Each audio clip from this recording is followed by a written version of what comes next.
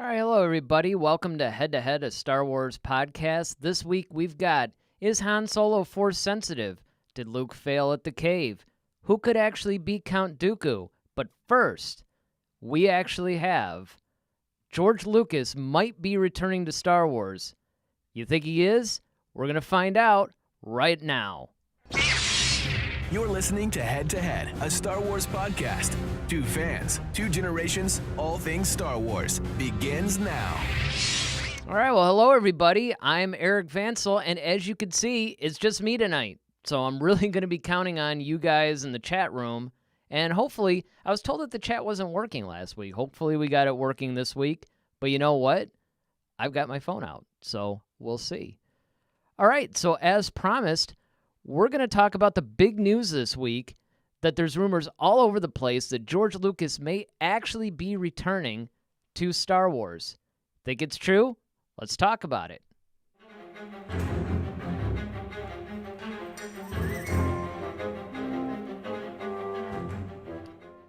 All right, so like I said, the big news this week is apparently there's been more and more rumors about George Lucas returning to either run Lucasfilm or he's going to just run Star Wars. You know, he's going to come back and maybe direct a movie, or he's going to come back and, you know, maybe not necessarily head up Lucasfilm, but he might actually, I don't know, either write some stories, or maybe he'll take over the Star Wars part of it and then somebody else will run Lucasfilm. But the thing is, it's really interesting to me because if you guys remember, when this whole thing first started, I completely dismissed this. I said there is no way in the world that this is going to happen. And in fact, I even pointed out a couple of websites saying, you know what? This is the kind of stuff that you hear about all the time. Rumors get started, and then a couple of, you know, YouTubers or whatever, bloggers and stuff might actually pick up the story. And then all that has to happen is an actual news outlet will pick it up, and then suddenly it just gains a ton of steam. So, I mean, I dismissed this. Like, right out the gate, I was like, nope, there's no way. I remember Daryl and I were talking about it. By the way, he's on vacation this week. So, unfortunately, you know, I was hoping maybe he could Skype in or something, but, you know, it wasn't going to be able to work out. So, you guys have me. But you know what? That's cool, because as long as I got you guys chatting back and forth, you know, this will be cool. If you're watching this on the rebroadcast, don't forget to leave a comment in the comments section, and make sure you subscribe and like this video. All right, so now we're coming to this week, and the rumors have been stronger and stronger and stronger, and it looks like that this is not slowing down. In fact, it's picking up steam. And I think the thing that's the most interesting to me is the fact that nobody's denying this. Now, it's true that Disney's not going to sit there and go, okay, you know, this isn't true. I mean, they're not going to chase down like every rumor and, you know, pretty much say, hey, this isn't happening or whatever. Because, I mean, they would have to have a full-time person doing nothing more than just chasing down rumors and denying them. So I'm not saying that, you know, them not confirming or denying this thing really means a whole lot, but I do find it interesting that there seems to be a lot going on. Like, there's a lot going on behind the scenes at Lucasfilm. Kathleen Kennedy, of course, a lot of people are saying she's out. A lot of people are saying that, you know, maybe, you know, I don't know, like in 2022 or something. I think her contract actually ends in 2021. And so what's supposed to happen, according to what everybody's been saying, is that her contract ends in 2021. They're going to mutually decide that they don't want to renew. And she's going to go off and form like a female-centric production company. And they're going to bring somebody else in to run Lucasfilm. And, of course, you know, a lot of the rumors that they've been talking about would be either it's going to be Kevin Feige, who, as you all know, is the mastermind behind Marvel. He runs Marvel Studios. He had expressed interest in actually doing a movie at one point. And, by the way, some news just came through not too long ago, like a day or two ago, that Disney is actually pushing all the Star Wars films back 1 year. So everything that was supposed to come out, like I think the first one was supposed to come out in 2022, now it'll be 2023. So it's going to be really interesting to see how all this is going to shake out. And to be honest, I really don't know how this is all going to happen because, first of all, you have movies that were supposed to be for like 2022, then 24, then 26. They haven't announced a single thing. There's not been any announcements. There's not been anything released that's been talking at all about any of these movies. You know, Kathleen Kennedy has repeatedly dropped the ball. Again, fantastic producer, one of the best in the business, but she's just not really doing her job as a studio head, and she is predominantly to blame for the lack of direction that Star Wars seems to have. So, my question to you guys that are watching this right now, live, and I know there's some of you out there, what do you guys think, number one, they should do? Do you think George Lucas should come back? And by the way, if you're watching the rebroadcast, you can leave your comment in the comment section too. Do you think that George should come back? Do you think he should just come back and write stories? Do you agree that Kathleen Kennedy is doing a bad job? You know, talk to me right now. Let me know what you guys are thinking. But the reason why we wanted to put this as a primary topic is because this thing is just picking up steam. So something is going on. There's something that's happening behind the scenes at Lucasfilm that, you know, is just, I don't know. All right, Ronaldo. See, I knew that you'd be the one that would start us off. So basically, you saying Kathleen Kennedy will probably step down, but I think her replacement would be Jon Favreau. And Lucas has stated a long time ago that he is not willing to come back. And that's a good point. That's actually a very good point because Lucas basically soured on Star Wars. You know, if you guys remember, he had some ideas for treatments, and, you know, he actually had his own version of 7, 8, and 9 that he wanted, and that Disney actually promised they were going to make. They told him, okay, yeah, give us your treatments. You know, we'll take a look at them. And I don't know exactly what language it was, like how firm it was, but it seemed, at least to George himself, that, look, they're going to make these movies, and they're going to make them using his ideas. But as we know, that didn't happen. And George felt actually betrayed about it. A lot of this is covered in Bob Iger's autobiography. And he was talking about the fact that, you know, he really felt betrayed and he really felt stung. Okay, so now we fast forward a little bit, and he goes to the premiere of The Force Awakens. And he liked it, but he didn't love it. But he was still, you know, pretty much on board. He was like, okay, they didn't use my ideas, but whatever. I mean, he had a few snide things to say about it. But, I mean, he did give it some accolades, and, you know, he went to the premiere and everything. The Last Jedi, though, it was all over the internet that it's like, you know what? He hated this movie. Now, it's interesting, Ronaldo, that you're pointing out Jon Favreau, because it's long been rumored that it's either going to be Favreau or Filoni that could possibly take her place.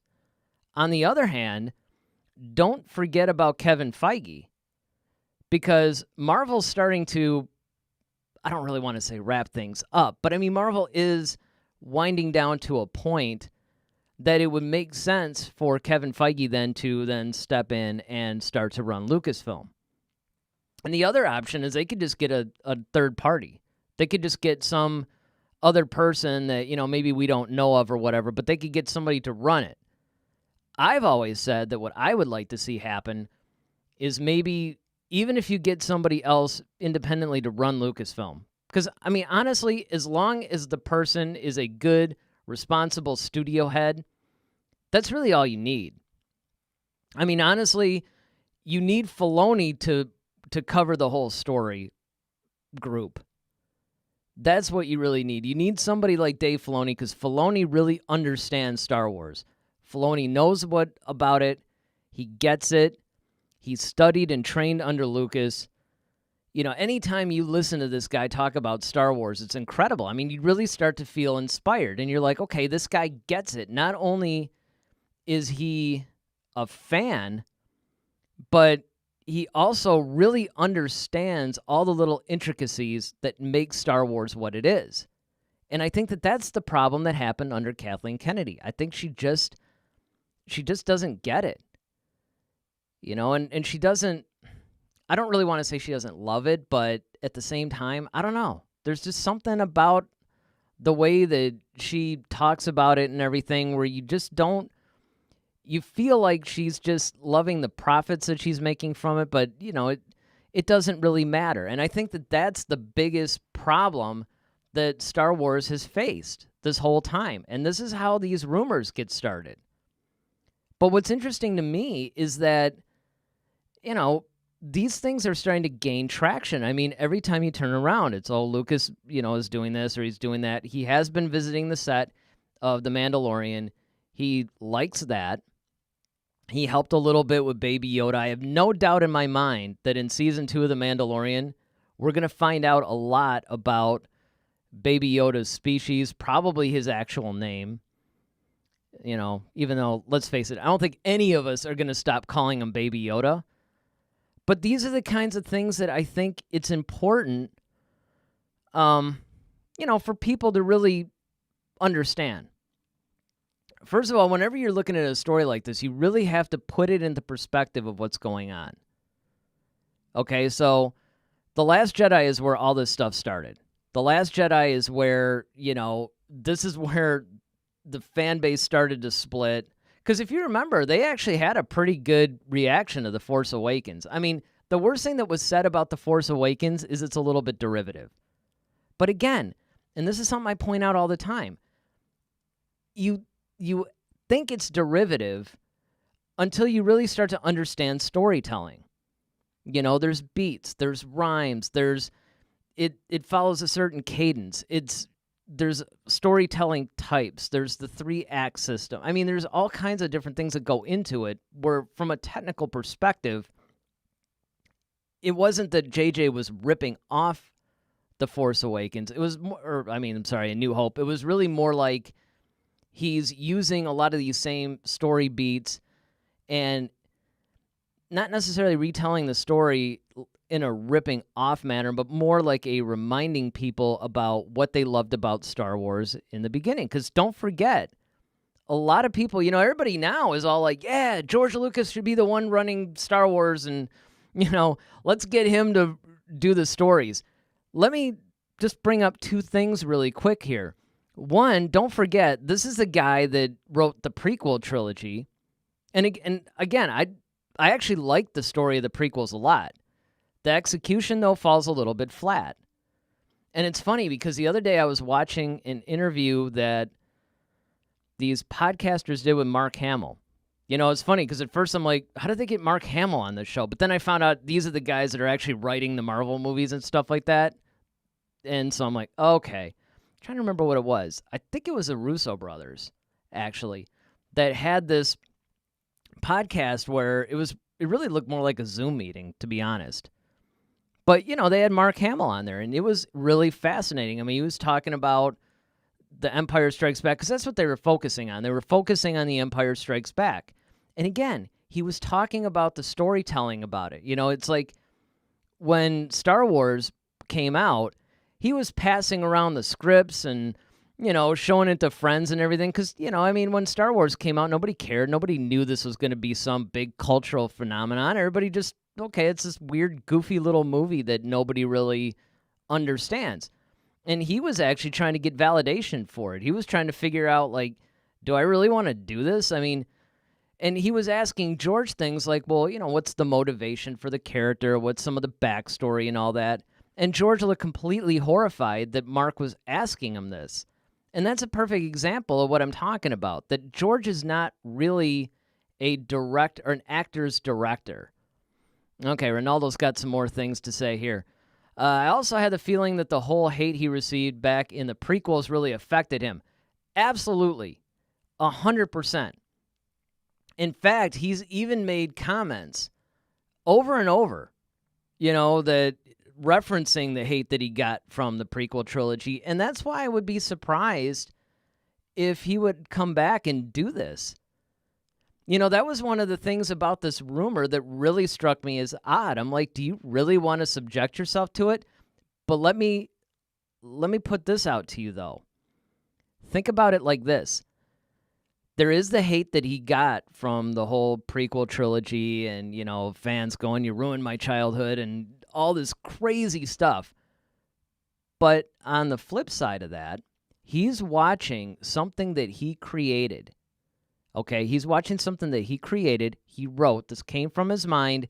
Yes, there were a lot of artists and other people and everything that contributed to it, certainly. Nobody is saying that Star Wars is completely the brainchild of George Lucas. There's a lot of people that went into doing this stuff. I mean, most notably, if you look at the artwork of Ralph McQuarrie, he really influenced the style and the characters. I mentioned, I don't know, I want to say like 3 podcasts ago or something like that I was talking to this guy who studied architecture, and he was talking about how the person that designed a lot of the buildings and ships and all that, he was an architect and kind of an industrial architect, and they were talking about, at that time, like wedge-shaped things were popular, and so that really permeated through the entire trilogy. The original trilogy. So, it didn't just come from Lucas, but at the same time, you have to think about the fact that, this did come from his mind, at least as far as the idea. It was fleshed out by a bunch of other people, but he was the one that created this. He's the one that came up with the stories. It pretty much spawned from his mind from a storytelling perspective. Okay, so think about this. You sell this thing off, and you say, here, Disney, these are the movies that I want you to make. And apparently, in good faith, they were like, yeah, all right, cool, we'll do it. And then they don't do it. And so Force Awakens comes out, and Lucas is like, all right, this isn't too bad. Not what I would have done, but, and they did borrow some things, right? Like the Rey character that we all know really came from a character that George wrote called Kira. And there were some elements of The Last Jedi even that Lucas had as well in his treatments. Now, it wasn't like The Last Jedi, but the idea that Luke was a little disillusioned, not to the degree that he was, but just slightly, just the way he was training this Kira. And of course, they used the character Kira, not as it was written, but the name for Solo. So they kind of used some of his ideas in The Force Awakens. So he was probably like, okay, cool. I can hang with this a little bit, right? Then The Last Jedi comes out. Now he's starting to think, ooh, these guys are taking this in a direction I don't like at all. And then he comes in to do The Rise of Skywalker. Like, he comes in and tries to save it. And apparently, and this is, I can't confirm this. If anybody out there can confirm this, let me know. But somewhere there is purported to be a Lucas cut of The Rise of Skywalker, because he did influence a lot of different scenes that we saw in the finished film. But then there's also an entire cut of the movie that added like 40 minutes or something.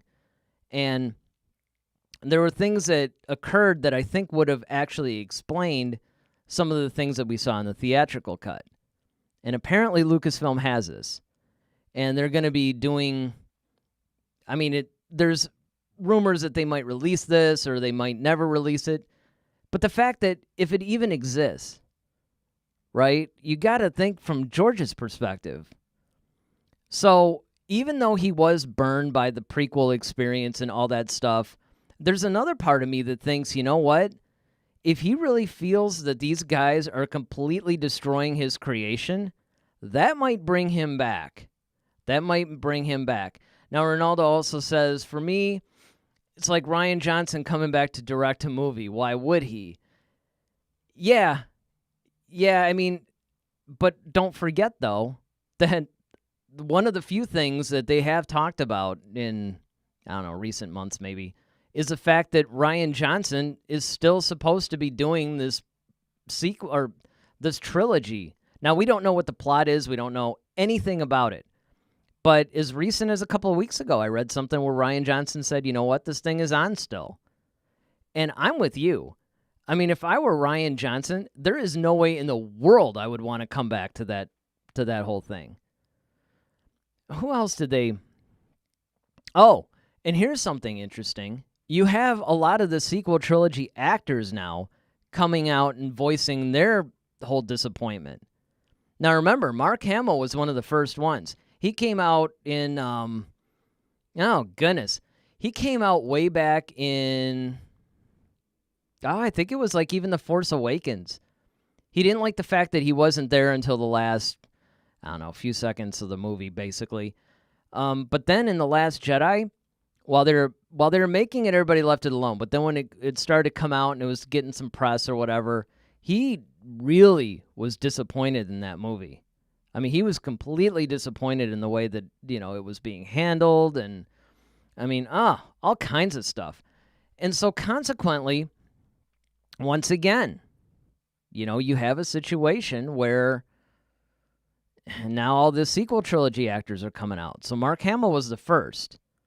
Because the other ones probably didn't want to make any waves or do anything like that. But Mark Hamill, I think, opened the floodgates a little bit. But you have Oscar Isaac and John Boyega basically saying, you know what, I have no interest in coming back to Star Wars. You have Oscar Isaac basically saying that, maybe I'll come back if I need a new house or something.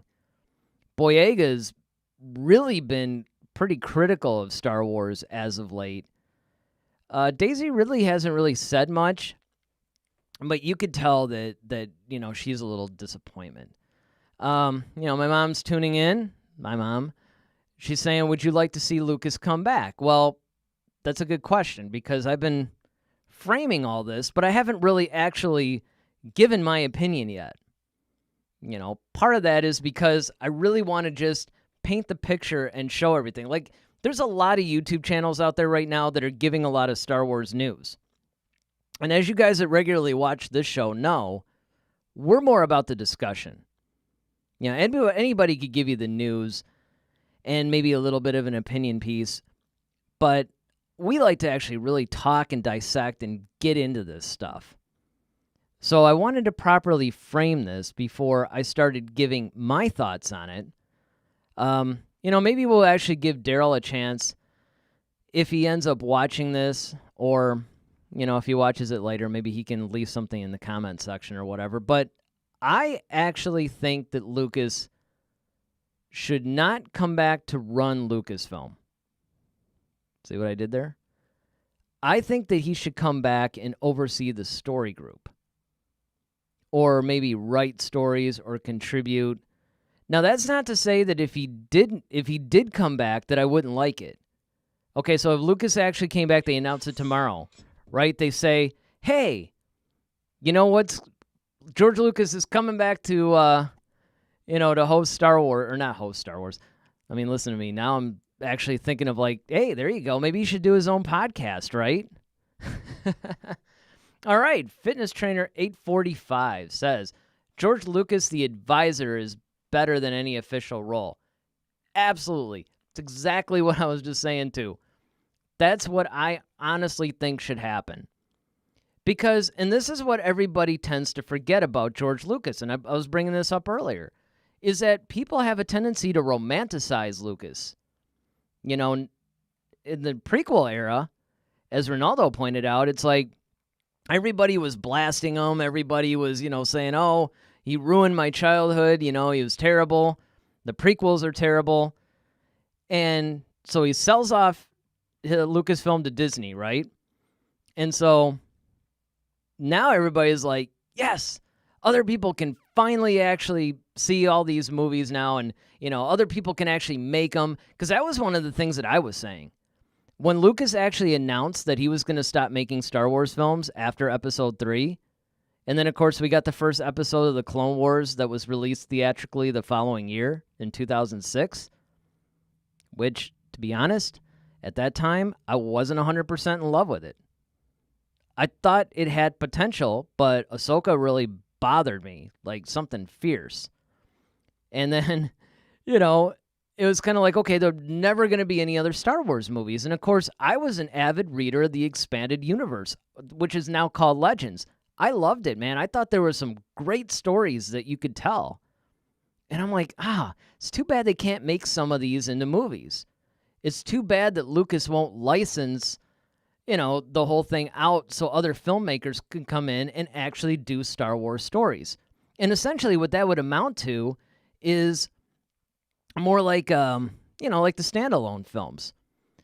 So Ronaldo's basically, I think advisor would be the best job for Lucas. Yeah, because, and this is what I was getting to, the reason that I think he would be a better in an advisor role rather than running the whole studio is because storytelling is his strength.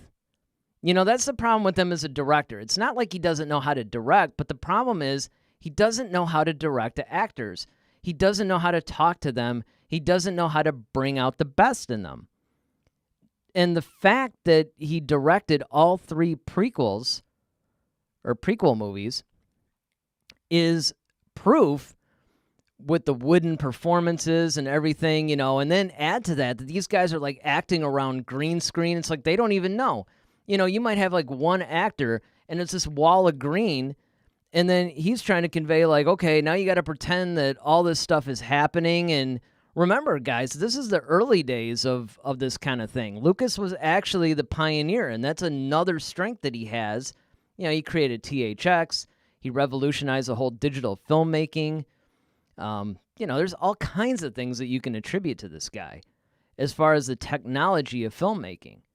But as an actor, you're just surrounded by all this green, and it's like, okay, now you have to imagine all this stuff. That's tough. I mean, that's really tough. Okay, Fitness Trainer says, people have to let the series progress and move on past Lucas. That's true, too. And this is why I agree with your earlier comment when you say that he should just be brought on as an advisor. Because what this would do is it would allow Star Wars to feel like Star Wars. He could keep it, sort of like in these parameters, but not necessarily run everything. And I think that that's the problem that happened during the prequel era, is that George Lucas wanted to run everything, and he was surrounded by a bunch of yes men. If you remember, during the days of the original trilogy, yeah, he was in charge, but he was still trying to feel things out, and, he wasn't entirely sure how all this stuff was going to shake out. He didn't know. And so he was relying a little bit more, I think, on the people around him, and the people around him were more of his friends and his original crew, so they didn't have a problem saying no to him. Again, it was weird because at that time, it was like he was trying to convey these ideas to people that were, quite frankly, revolutionary.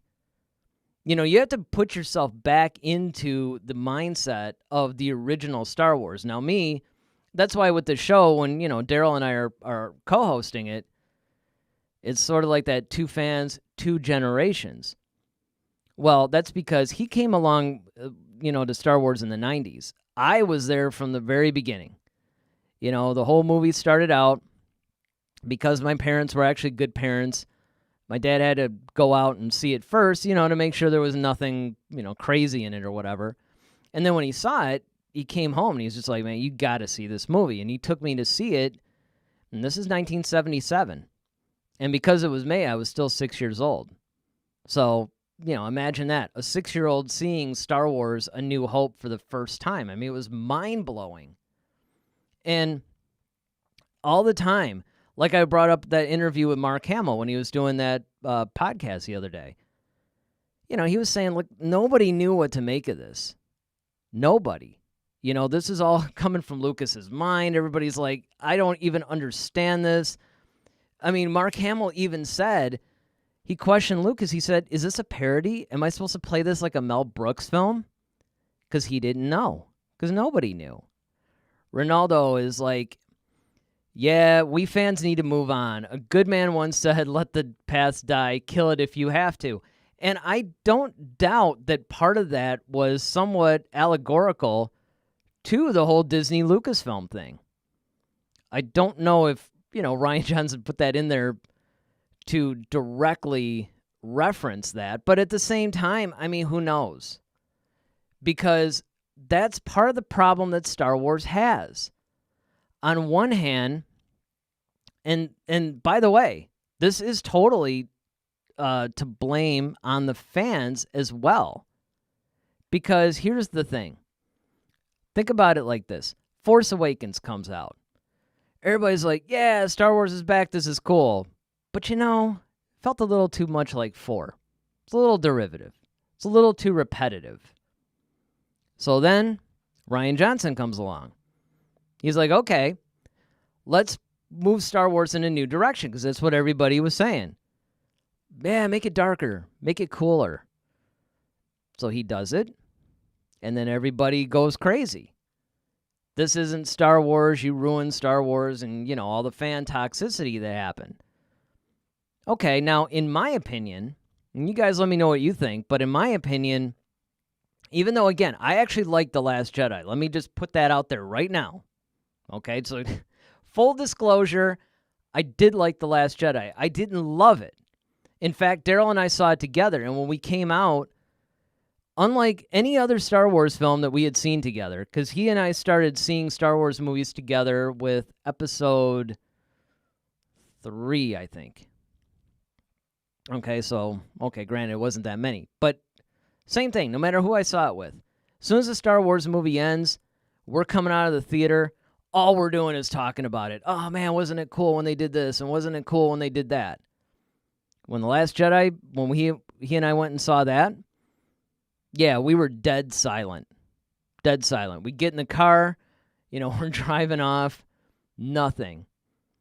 And then, he's kind of like, so what'd you think? And I'm like, I don't know. I mean, honestly, that's the way it was. Like, there was just so much going on in that movie, and it was so different that I was trying to process it still. And honestly, it took me a few days to fully process that film, because I was like, I think I like it, but I don't know. And that was part of it, is the fact that I like what they did with Luke, but I think they went a little too far.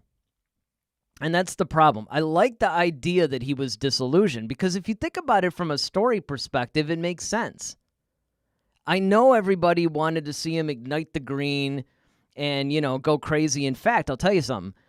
What I was really hoping was going to happen, like if I was writing this, you remember that scene in The Force Awakens toward the end when Rey was dueling Kylo, and you see like the lightsaber, like shaking a little bit, and then it flies off?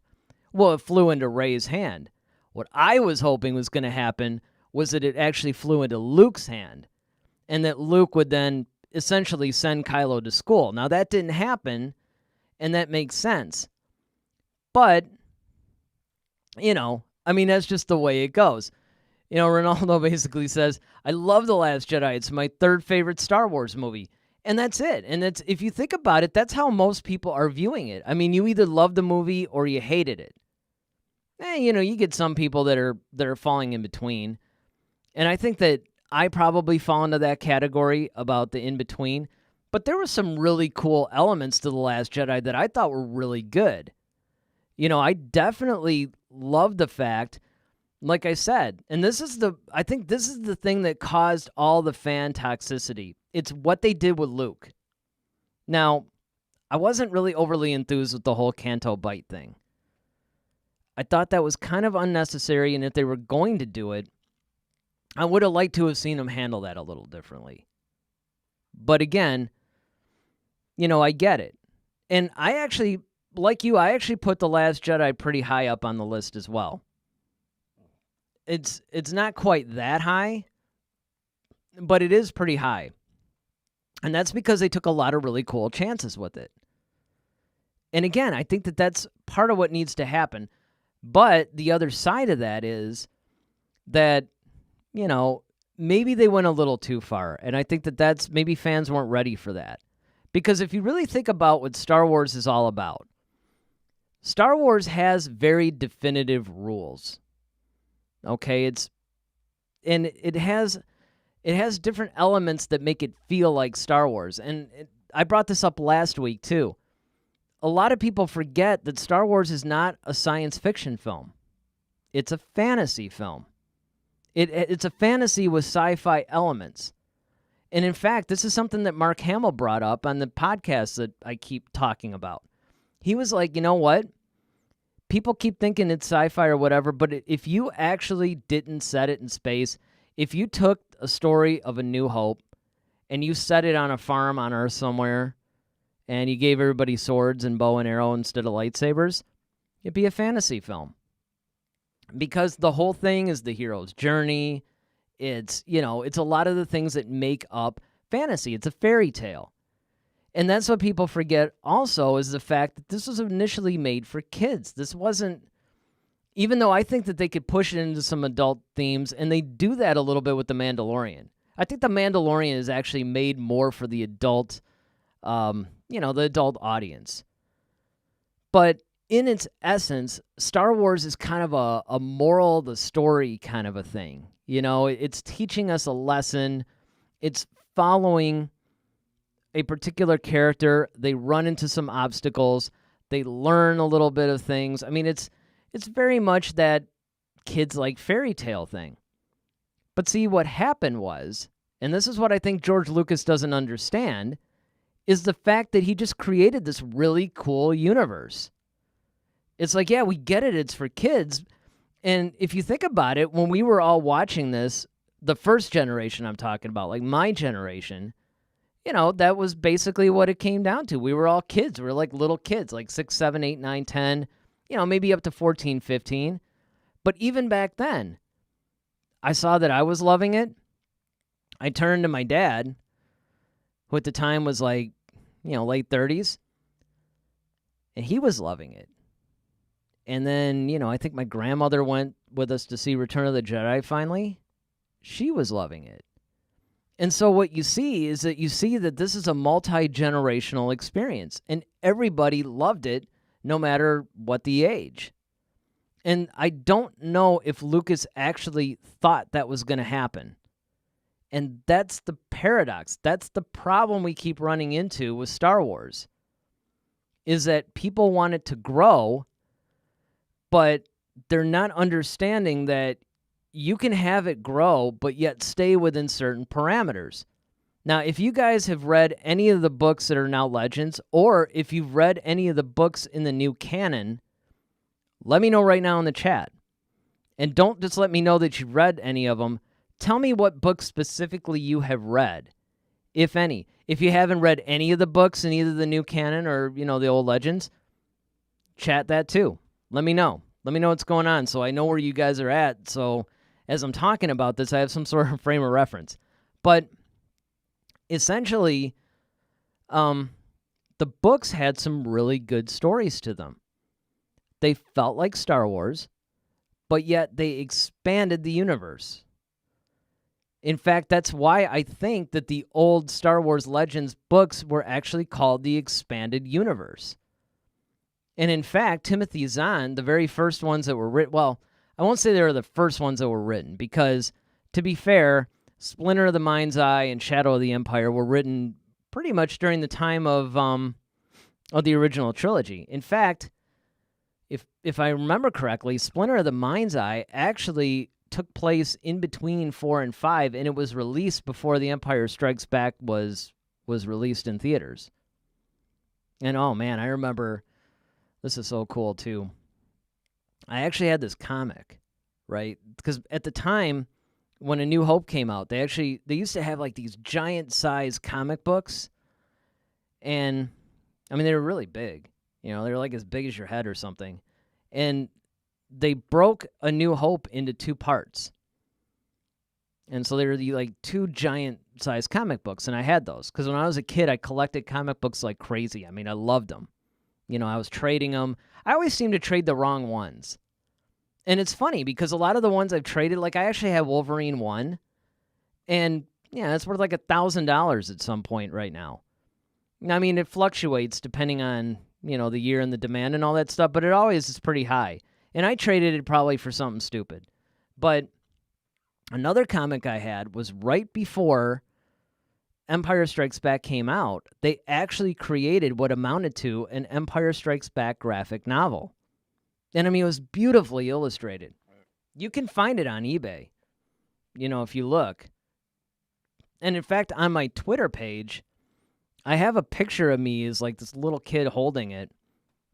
And it was really cool. But, these are the kinds of things that they would do. They would release those kind of things. They would release, obviously, when the books came out, Timothy Zahn wrote his version of 7, 8, and 9. And so consequently, when Disney was going to buy it, everybody thought that's what they were going to do, including me. I remember turning to Daryl because it's kind of funny that he and I ended up hosting this podcast together, because when we were working together, we were actually working late one night, and he was at the computer, and, I was doing something. And he turns to me, he was like, "Hey, man, did you see that Lucasfilm is being sold to Disney?" I'm like, "What?" Because that came out of nowhere. And then he was just stunned into silence. I was like, "What's the matter?" He goes, "They're going to make 7, 8, and 9. And then they're going to make Star Wars movies every year for years." And I was like, "Really?" He was like, "Yeah." And so naturally, we all got excited. It's kind of like, yes, because at that time, the Expanded Universe books were in full swing. They had these really cool storylines. They were, I won't say the continuity was perfect. I'll be honest. There was a lot of cases where, they would sometimes contradict each other. Now, the story group tried to prevent that from happening, but they weren't always successful. I mean, you ended up with certain contradictions and things like that. But for the most part, the plots were actually really good. And for the life of me, I still can't understand why they just didn't do that. All right, Ronaldo says, "The first time I ever read a Star Wars book was the Thrawn trilogy. In my opinion, it hasn't aged well for me." You're not the first person to say that. Now, I have to admit, it's been a long time since I've read those books. Now, let me ask you this. Have you read the new Thrawn trilogy, the actual canon Thrawn trilogy that Timothy Zahn wrote last year? Let's see, the third... Oh, okay, so the first one was called Thrawn. Then, oh man, the name of the second one escapes me. And then the third one was Treason. Great books. But yes, the old Thrawn trilogy, and the one I'm talking about, because remember that in the old Expanded Universe, there were books that Thrawn appeared in, and there may have even been a trilogy, but I'm talking about Heir to the Empire, Dark Force Rising, and The Last Command. That would have been episodes 7, 8, and 9. And there are some elements to those that I think would have just been fantastic if they had made that into 7, 8, and 9. And Daryl and I even talked about this not too long ago, too, that you could, if you wanted to, you could have made those stories, because let's just say that the original trilogy characters maybe were older than what you would have needed, because I think in the Thrawn books, Han, Luke, and Leia were more like in their 40s or 50s instead of like 60s and 70s. So if you felt that maybe the original trilogy characters were a little too old and you wanted to bring in new characters, you could still do that with those books. And then you can have all the surrounding characters come in, and it would still work. The storyline would still work. But as we know, that's not what happened. Now, I don't know if you guys have ever read what Lucas wanted to do with 7, 8, and 9, but not really sure that would have worked either. And I think that that's one of the problems with everybody's romanticizing the effect of, oh yeah, Lucas should come in and save Star Wars. It's like, well, you can't have it both ways. Years ago, you guys said that Lucas ruined Star Wars. Now you're saying he's going to come and save it. And don't forget, his treatment of episodes 7, 8, and 9 was, nano creatures or something, and he was going to explain the Force more. And again, there were some elements that did look cool in it, but I don't know, guys. I think that we're a little bit better off, as imperfect as it is, with the sequel trilogy that we have versus what Lucas wanted to do. again, I know there's issues. You guys, anybody that's regularly watched this show has seen me before complain about how, look, I mean, they didn't plan, right? They didn't plan the whole thing out. That was the biggest misstep of the sequel trilogy. If you had fixed that one thing, I think you would have gotten a completely different trilogy. It ended up instead being like a choose your own adventure, right? You basically had it to where, okay, you had 7, but then Rian Johnson comes and he gets to do whatever he wants. And then, remember, it was Colin Trevorrow. Then he would then pick it up from there.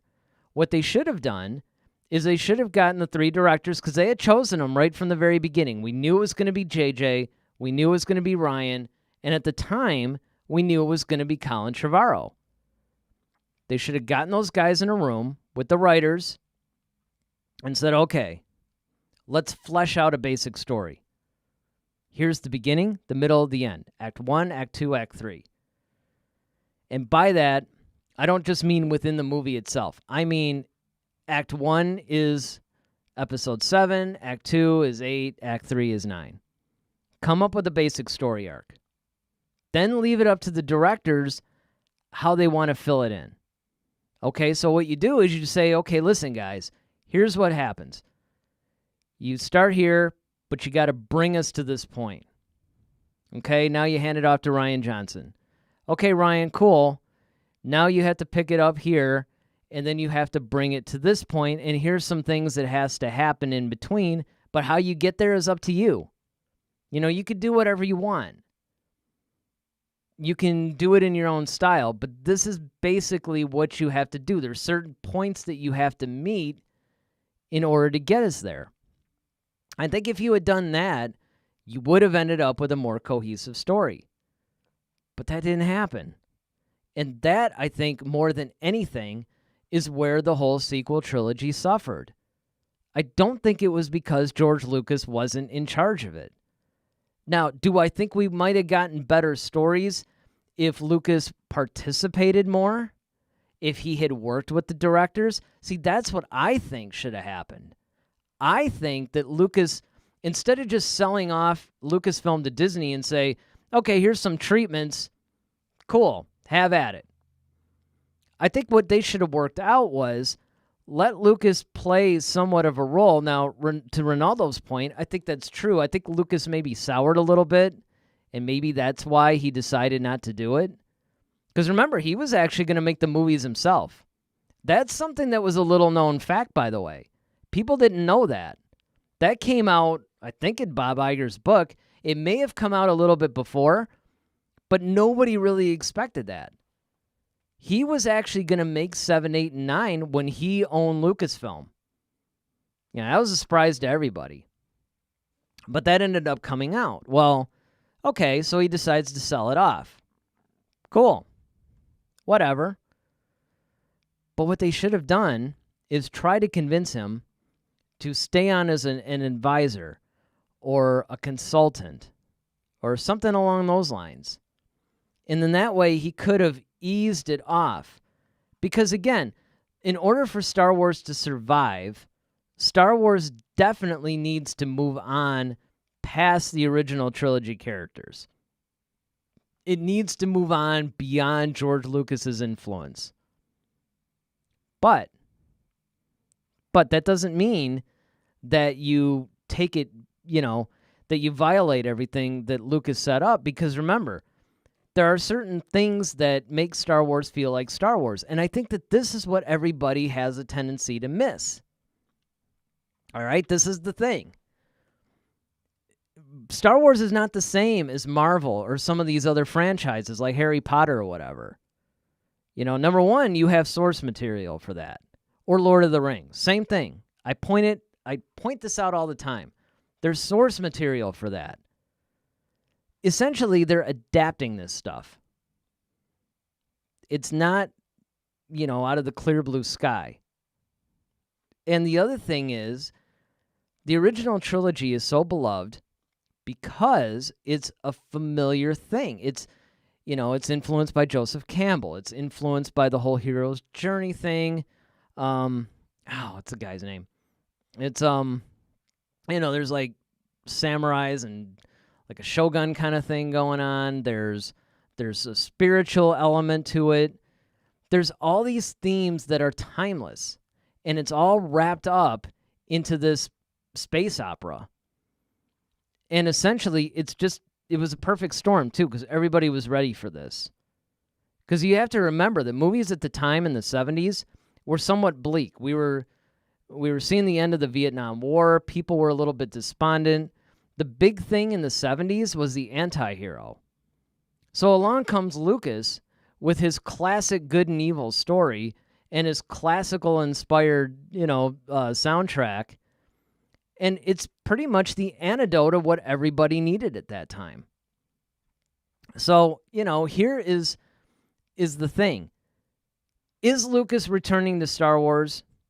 I don't know, but I do wonder, usually where there's smoke, there's fire, right? I mean, I don't really know what to make of it. That's why I want to address it. Because again, like I said at the beginning of the show, I completely dismissed this. And in fact, I even went as far as to say that if anybody believed this, they were crazy.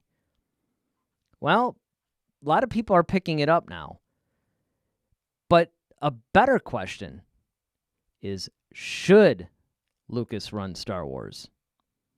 What do you guys think? Now, few of you have said, no, let's let him stay on as an advisory role. Okay. I think that's where I sit too. I think that Lucas should guide them much the same way he did with Dave Filoni. Have you guys seen the way he talks? I'm talking about Dave Filoni now. Have you guys seen the way that Filoni talks about Star Wars? Have you guys I don't know, when did they release it? Like a month ago or something? That gallery where it was about 5 episodes and it went into the behind the scenes of The Mandalorian. The second episode, I'm pretty sure it was the second one. The second one, Filoni gave this amazing synopsis and speech and everything about what Star Wars is, what it should be, where it should be going, everything. And I'm telling you guys, I about stood up and cheered for this. I was like, yes, this guy really understands Star Wars. This guy is the one that should really be steering the ship. Now, I'm not saying that Filoni is experienced enough to be a studio head. I am not suggesting that. In a million years, I'm not suggesting that. I mean, let's face it. Filoni is only now learning how to direct a live movie. He's basically a creator of 2D animation. Don't forget that actually he learned 3D animation by working on the Clone Wars. Because he's getting a lion's share credit for the Clone Wars, and he should. He came up with a lot of stuff. But that was a George Lucas thing. Filoni took it over. After it was sold to Disney, yes. Rebels, completely Filoni. But that is based on the lessons that he learned by working on the Clone Wars. And he sat at the feet of Lucas. And it was awe-inspiring. So this is why I think that it would make sense for Lucas to come back and to do for everybody that's working there now what he did for Filoni. Now here's another thing you got to consider. Have you guys seen all the stories that are coming out with all these Lucasfilm employees, these ex-Lucasfilm employees? They all say the same thing. When it was George, it was all laid back. It was cool. We were all having a good time. Under Disney, completely different vibe. And I think that's the problem. It's part of the problem is, where they're starting to lose sight of what Star Wars is about and all that. But another thing is just the way they're running everything and they're micromanaging and, it's not as fun anymore. And that's the biggest problem. And I think that that's the reason why the employees actually want Lucas to come back, because when he was running it, everything was really cool. Everybody liked it. But what about, what do you guys think? Do you think that should Lucas come back strictly as an advisor? And by the way, if you're watching the rebroadcast, after you're done subscribing to the channel and liking this video, make sure you leave in the comments section, do you think he should come back as an advisor? Do you think that he should come back to actually run Lucasfilm? Or do you think that maybe he could just guide some of the storytellers? Because that's another option too. Now, of course, there's other, and somebody asked a question, and we're going to address this later in the show. There's also another option where he could come back to direct a movie. But who knows? I mean, these are the kinds of things that, you have to think about, because Star Wars is definitely at a crossroads right now. I still don't think that the franchise is in any real danger, per se, and I base a lot of that on the fact that The Mandalorian is really successful and everybody loves that. The Clone Wars was very well received and everybody rightfully loved that. And we got some series that are coming up. We have the Cassian Andor series. We have Season 2 of The Mandalorian. We have the Obi-Wan series. There's enough stuff in the pipeline in the TV front that I think we're going to be okay. But other than that, I don't know, guys. I personally think that Lucas should come on as an actual advisor. I don't think we should go as far as to have him head up Lucasfilm, but at the same time, I don't think that he should take too minimally of a role, at least not right away. Now, what he could do, especially because, he is in his 70s, right? So he could phase himself out again, right? So he can come in as an advisor and, take on his advisory role or whatever. And then as the years go on, he could be training a bunch of Filonis and then step back as those guys step up. Pretty much like what he did with the Clone Wars. With the Clone Wars, he wrote all the episodes, he did all this stuff. But as Filoni was, really taking the reins and showing some promise, Lucas took a little bit of a back seat and let him shine. And that's what a good leader does. And that's the problem with it under Kathleen Kennedy. Kathleen Kennedy isn't letting anybody shine. She's trying to control everything. And honestly, I think she should just give up being a studio head. I personally think that she should go back to doing what she was really good at doing. Really good at doing. And that is being a producer. Being one of the best producers in Hollywood. But again, as we move on to our next segment, let me know what you guys are thinking about all this. Because this is big news. Let's not minimize this. This could really determine the entire future of Star Wars, which right now is up in the air. And again, as I'm going through all this stuff today, again, the chat, it's the discussion. That's the kind of thing that we love. I especially love it when I'm doing the show by myself because, let's face it, to go on and everything sometimes is kind of tough. I really like that whole back and forth and that interaction with the audience. It's wonderful. So with that said, I think we're going to move on to our next segment. We're going to go with Duel of the Fates right now.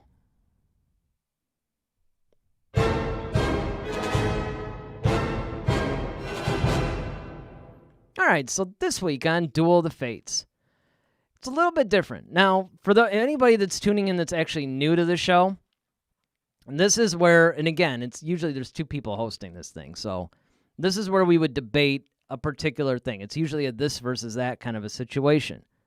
This week, we're actually asking a slightly different question. We're taking a different approach with this. Other than Yoda, who do you guys think could beat Count Dooku? Now, you have to frame this. Let's take a look at this. Count Dooku, as we know, used to be a Jedi. He was trained under Master Yoda. Okay. And then from there, he ends up going to the dark side and then eventually becoming a Sith Lord. Now, I think it's good to point out that not everybody that leaves the Jedi Order or even dark side users are automatically Sith Lords. That's not the case. So, other than Yoda, I'm going to open it up to the chat while I'm giving my whole opinion on what I think. And again, I didn't really put a whole lot of thought into this because just like when I like to wait till the day of when Daryl and I are interacting, I wanted to make this really spontaneous for you guys too. So, on the Jedi side, I'm going to say that the only other person that I could see standing up against Dooku is probably going to be Mace Windu. That's hands down, I think that's pretty much the only one. I can't necessarily see any of the other Jedi Masters doing it, and here's why. Because one of the things that's interesting about Dooku, even over Palpatine, is the fact that Dooku has a firm grasp on the light side of the Force as well as the dark side. He's the only one that's been on both sides. And on top of that, Dooku was also pretty high up in the Jedi Order. Now, you guys probably know that, like I said, anybody that's watched the show for a while knows that not too long ago, Daryl and I were reading the book Jedi Lost. Now, there's a couple of canon books that Dooku pops up in. The first one is Master and Apprentice. If you haven't read Master and Apprentice, I highly recommend that book.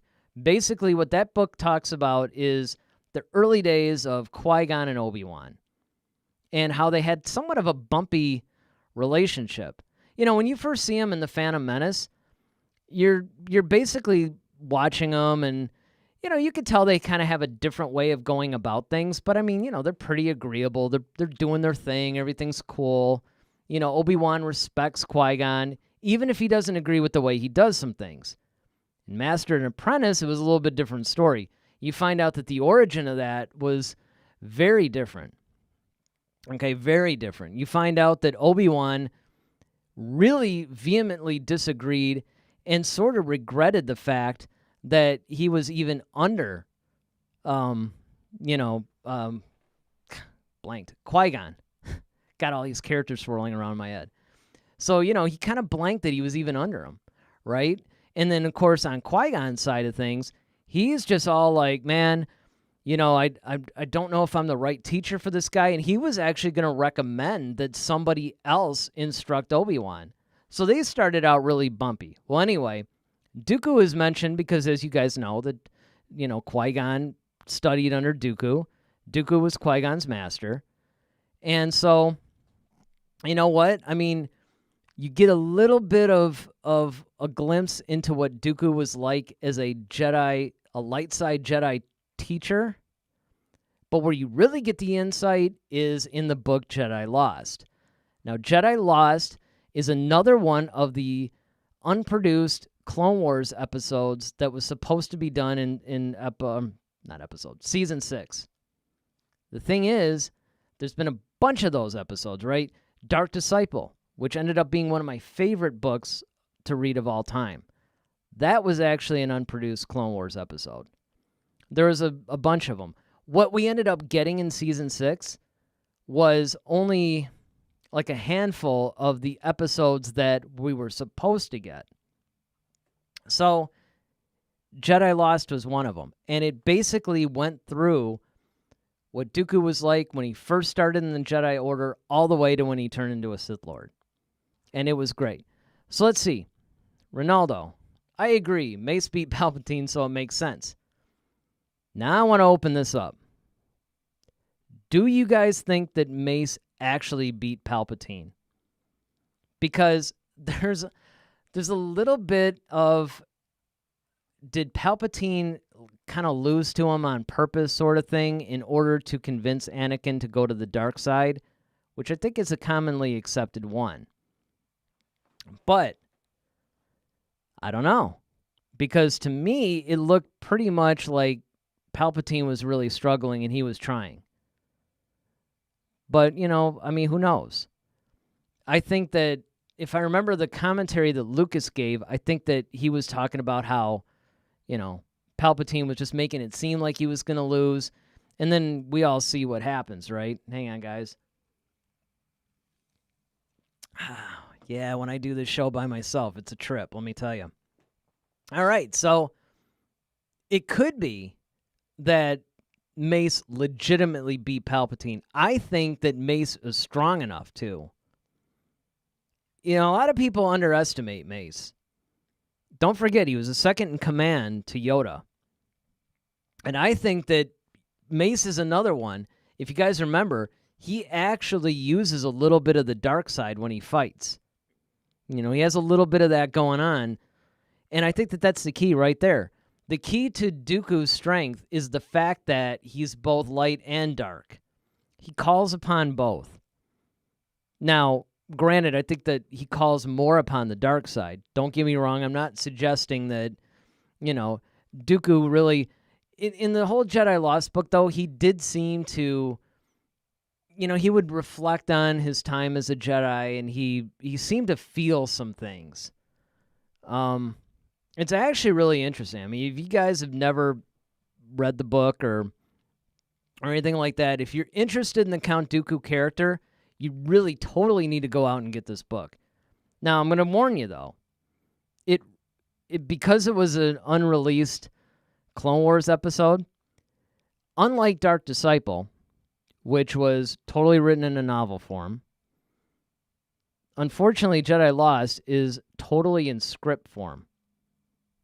Okay, so it was pretty much written where, you'd have fades up from black kind of thing, and then, it would have the characters and then the dialogue. So it reads like a television or a movie script, but once you get used to it, then you're fine. Then it's really cool.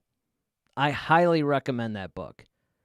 It is a little bit of a struggle to read at first, only because of the format. But once you get used to it, it's really cool.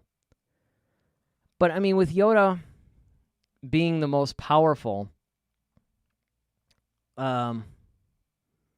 obviously he's going to be able to beat Dooku simply because of the fact that, he's Yoda, right? He trained Dooku. But Dooku, I think, is he's an underrated character, in my opinion. I really think that he's actually one of my favorite ones, simply because he has this whole regal, majestic, cultured... He's not your usual Sith Lord. In fact, one of the things that we had talked about, too, is that he's one of the guys that his eyes never turned yellow. And there was a whole thing about that not too long ago. Well, how come his eyes never turn yellow if he's a Sith Lord? It's like, I don't know. That's where I think people get a little bit too analytical. Although, hey, for the sake of the show, I would certainly delve into it. So if you guys want to, chat about why his eyes didn't turn yellow, I'm up for it. I'm cool with it, But I think overall, Dooku's power is underestimated by a lot of people. And I think that's because we don't get a whole lot of screen time with him. He used a little bit of deception. He would get out of things. He always dispatched Obi-Wan pretty easily. Anakin was another thing. A lot of people are saying, well, Anakin, he was a Jedi. He could have beaten Dooku because he did beat Dooku. But I don't count that as much, only because of the fact that the circumstances were such that I think Anakin, again, was drawing a little bit on the dark side, a little bit on the light, and that was why he was able to do it. I think that that's honestly the reason why Dooku was able to be beaten by these other guys, hypothetically speaking. But I also think that this is the reason why Dooku is so strong, because he basically calls upon the light and the dark. Okay, Ronaldo. I think Mace defeated Palpatine fair and square. I don't think Palpatine would risk his life considering he wanted to live forever. Yeah, that's pretty interesting. I could actually somewhat hang with that because you do make a good point. But here's the thing that you have to think about in that, though. I'm going to play a little devil's advocate here because while I mostly agree with your point, I think that was true. In fact, Daryl and I have debated this, and I fall on the side that you're talking about right now, where I think that it was a fair fight. I think he did actually beat him fair and square. I think my take on it is this. I think that Palpatine was legitimately beaten, but I think he was using that to convince Anakin. He was taking advantage of the situation. I don't think he was faking it, but I think that, once he could see that he wasn't beating Mace, he decided to shift his whole strategy. And that's when I think he was playing up his defeat. I think he was beaten, but I don't think he was beaten as bad as he appeared to be, if that makes sense. He was definitely taking advantage. Because if you think about Palpatine, that's what he does. Because not everything really goes according to plan. And you see that a little bit in the prequels, but you definitely see that in the Clone Wars cartoon, or I should say animated series. I know everybody hates it when you call them cartoons. But if you watch the Clone Wars, Palpatine is constantly having things go wrong. But what he does is he knows how to take those things that either didn't go as planned or completely went wrong and shift them.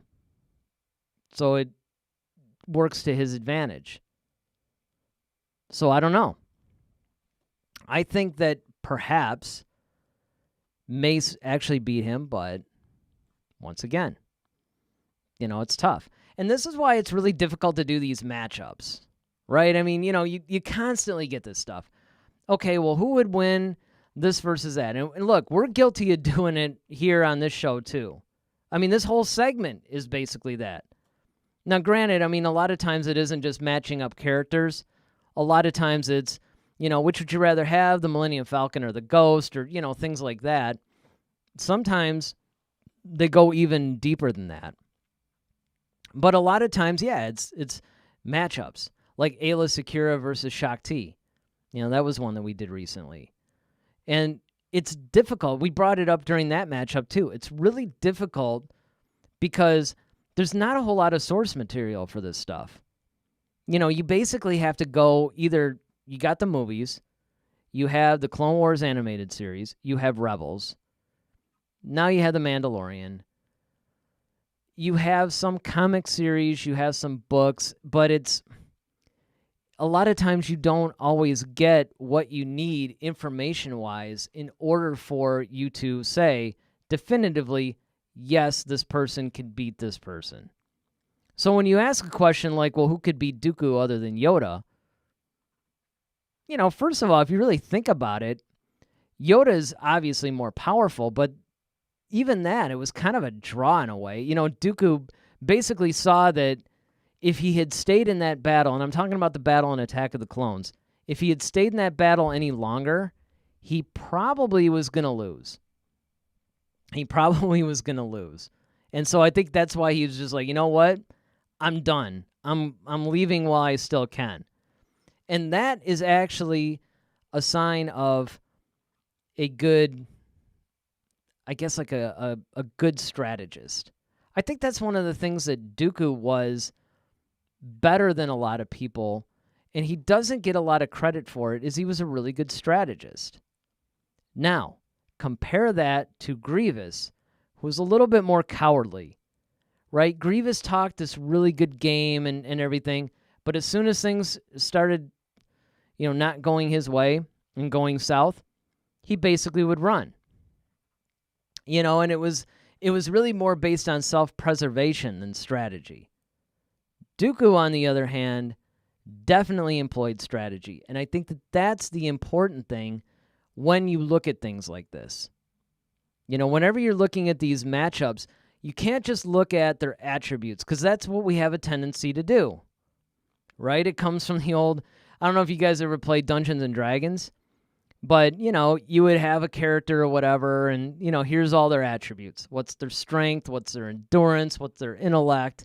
And on it goes. And, of course, that would be assigned a number. And then you would match that up against somebody else. Once again, you look at the numbers. You figure out, okay, well, you factor in certain situations. In this case, you had the movies. So you go, okay, well, this character fought like this against this guy, but then this other guy that we're comparing him to, you look at a little bit like how they did, and you try to draw a conclusion from that. But honestly, that's not easy to do. But I don't know. What do you guys think? Let us know in the comments if you're watching the rebroadcast, or continue to chat live. We're good with it. All right, so I think I'm going to take another drink, and you guys can join me as we go to the cantina.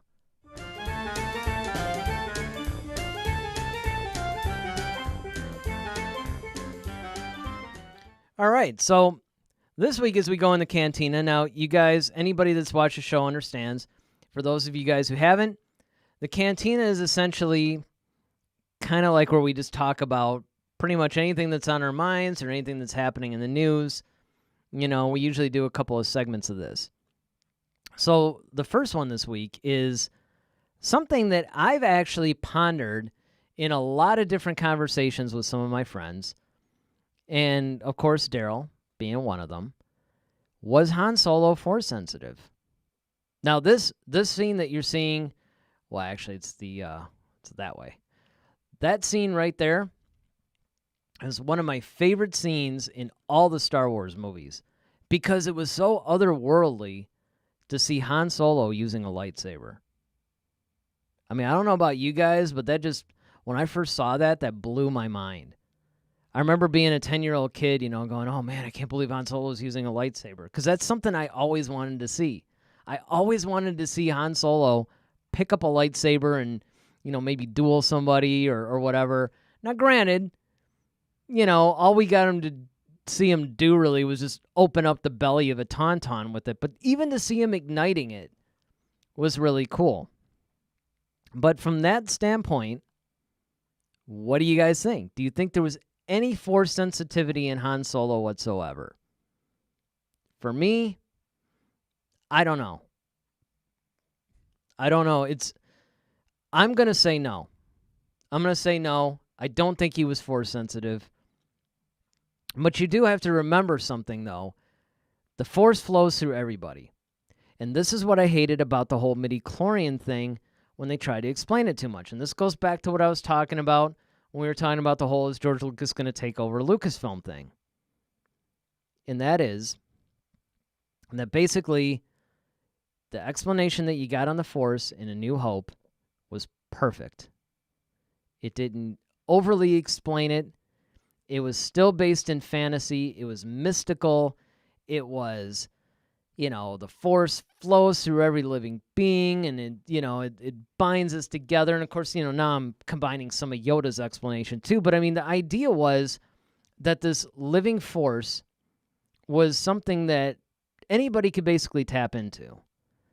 It's just that the Jedi had a little bit more, they were a little bit more in tune with it. And then, of course, if they were Force sensitive as children, as we learned, they would then be taken and trained if they showed an aptitude. Now, the problem I had was during the prequel trilogy, now Lucas wants to explain it too much. Now it's moving into the realm of sci-fi, right? So now it becomes, now you get these midi-chlorians, and if your midi-chlorian count is high, you have X amount of the Force, and it's just like, oh, come on. This is what I liked about what Rian Johnson did with Broom Kid. Remember Broom Kid? Everybody loves Broom Kid. I mean, I thought we were going to actually see some further thing. Of course, I'm kidding. I mean, I thought that was kind of random, but I think that what Rian Johnson was trying to put in there was to show us, like, look, the Force is being used all the time. I mean, there's a lot of people who are Force sensitive. Just because they weren't identified by a group of people and then trained doesn't mean they don't learn to use it to maybe do something as simple as, hey, my broom's across the room. Let me just call it to my hand. Right? But, there's a lot of times where I think people try to over-explain things, and that's where I think Lucas made his mistake. Okay, Ronaldo. Don't think Han was Force sensitive. I mean, he didn't believe in the Force for a long time. Okay, now that brings up a good point that I want to explore a little further, because I was actually going to bring that up. But you have to think of it this way. Just because he didn't believe in the Force doesn't necessarily mean he wasn't Force sensitive. It just means that he didn't tap into the Force. See what I'm saying? It's like for instance, I don't play basketball. I just don't play it. I like to shoot hoops, right? Like I'll like actually take shots and stuff, but I won't actually go play basketball. So, I don't bother trying. Now, the odds are against it. I'm going to admit it. But for all I know, I could pick up a basketball and find out, like, hey, I kind of have a natural affinity for this. Like, I have some natural ability. Or maybe it's picking up an instrument for the first time. You never tried to do it before. But you know what? You're kind of like, well, I could do this. It could have been the same thing with Han. He may not have believed in it, so naturally he wasn't going to try it, but if he actually came around, which obviously we know by episode 7 he totally did, which, by the way, that was one of the other coolest things about The Force Awakens that I loved, is to hear Han Solo talk about the Force and the Jedi and all this stuff, and it, I don't know, there's just something about when that character talks about things like that just, I mean, okay, he is probably my favorite character in the whole saga, but beyond that, it just, I don't know, there's just something about when he does it. And maybe it's because of that. Maybe it's because he didn't believe in it. So I was like, I would have gotten so mad if Han was a Force ghost in episode 9. You know what? I thought he was. And in fact, that was the explanation that at first I was giving, but then I quickly amended that. I was wrong on both counts, by the way, because I thought the same thing. And I would have been a little upset, too. I would have thought that was just a little, because, again, don't bring up a concept in a movie that you don't explain in a movie. There would be no reason to believe that Han Solo was Force sensitive. None. So if he just started popping up as a Force ghost, it's like, okay, man, how did you learn how to do this? Right? It's like, there's no way. I would have been mad too. But more so because it would violate good storytelling. That's what I think the problem is with Disney sometimes. They're violating good storytelling, which is really kind of weird considering the fact that Disney, the parent company, made their name on movies that have good storytelling. Go figure, right? My second theory about the Han Solo appearance in episode 9, I thought what was happening was Leia was actually projecting herself as Han, or kind of conjuring up, his image, but it was really her doing it. And who knows, maybe that is part of what was happening. But I'll tell you, that whole scene, even though as a fan of Han Solo and as a fan of Harrison Ford, I was happy to see it, I do think they dropped the ball a little bit. I think that should have been Luke Skywalker. I think Luke should have been the one to do it. Nillatube is back. Yes, the chat is working this week. I don't know why. Let me just take a couple of seconds to address that. Last week, a bunch of people were chatting with us and we didn't see it. And I remember talking to Daryl too, like, man, it's kind of weird that nobody was chatting. I'm used to getting a bunch of chats. Go figure. We've grown a little bit, right? But, yeah, this week, everything's working. Everything's cool. We've gotten some good stuff. So, we're glad you can join us. Also says, I want Solo to be Force sensitive. Yeah, I could see that. And it would have been cool. Like I said, this whole lightsaber shot, I think that's one of the coolest shots in the entire trilogy, if not the entire saga. To see Han Solo with the lightsaber is just so cool. So cool. Yeah. Yeah, I can imagine. I'm assuming you're talking about the chat still. It was kind of weird. It felt awkward to us too. Because, like I said, we used to actually just record these shows and then upload them to YouTube. And then we started getting into the live streaming, and then a lot of people just started chatting with us, and we're like, this is great. We love the interaction. I love the interaction. I really enjoy talking about Star Wars and then having all these chats come in and, everybody's talking about it. To me, that's the most fun. So last week, when nothing was coming in, I think actually one chat did get through. Somebody random. But a chat did come through, and it was so weird because it was there and then it was gone, and it was like the only thing that we had. And I'm like, and it was really hard too because we're so used to doing it that and getting a little bit, sidetracked and really getting into some of these topics that it felt weird to go back to the way it used to be. Because when we started the show, it was like an audio podcast. And then we started uploading the stuff to YouTube and everything, and it's grown. So we love it when you guys are chatting with us and all that. So I'm glad everybody's here this week. But yeah, let's see. I don't think he could be Force sensitive because in episode 4 he didn't believe in the Force. Ha! Ronaldo brought that up too. So let me repeat what I said on that one. Because, again, I'll use a different example, though. I'll use a different example. Well, wait a minute. Before I do that, if he was Force sensitive, I feel like he would have noticed at a young age. Okay, that's a good point. That, I will grant you that one. Kind of like Broom Kid, right? Broom Kid, again, he didn't have anybody training him.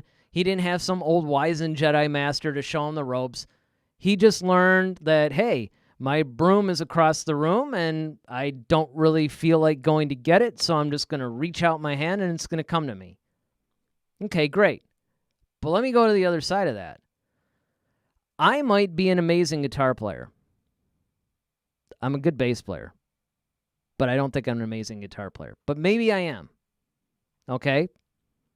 I'm not going to know unless I pick up the instrument. But maybe I don't have a reason to pick up the instrument. But then finally I pick it up and I start playing it and it's like, wow, I'm kind of a good guitar player. Just because he didn't believe in the Force didn't mean that he wasn't Force sensitive. It just meant that he didn't believe in it, so he had no reason to even explore that. Don't forget that even Luke, who is a grandchild of the Force, understood that there was something different about him, but he didn't know because he didn't even know what the Force was. He had to ask Obi-Wan. So he was using it, but he didn't realize he was using it. Maybe Han Solo was Force sensitive, and that's why he was a great pilot. There's a lot of people that have theorized that because Han Solo is known as one of the best pilots in the galaxy in universe. So maybe that's the Force. The other interesting thing is, does the Force work through people even if they're not calling on it? Because if you watch, particularly the sequel trilogy, right, you get, Snoke is saying things like, okay, the dark side rises, light rises up to meet it, light side rises, dark rises up to meet it. There's all these different variations of how the Force works.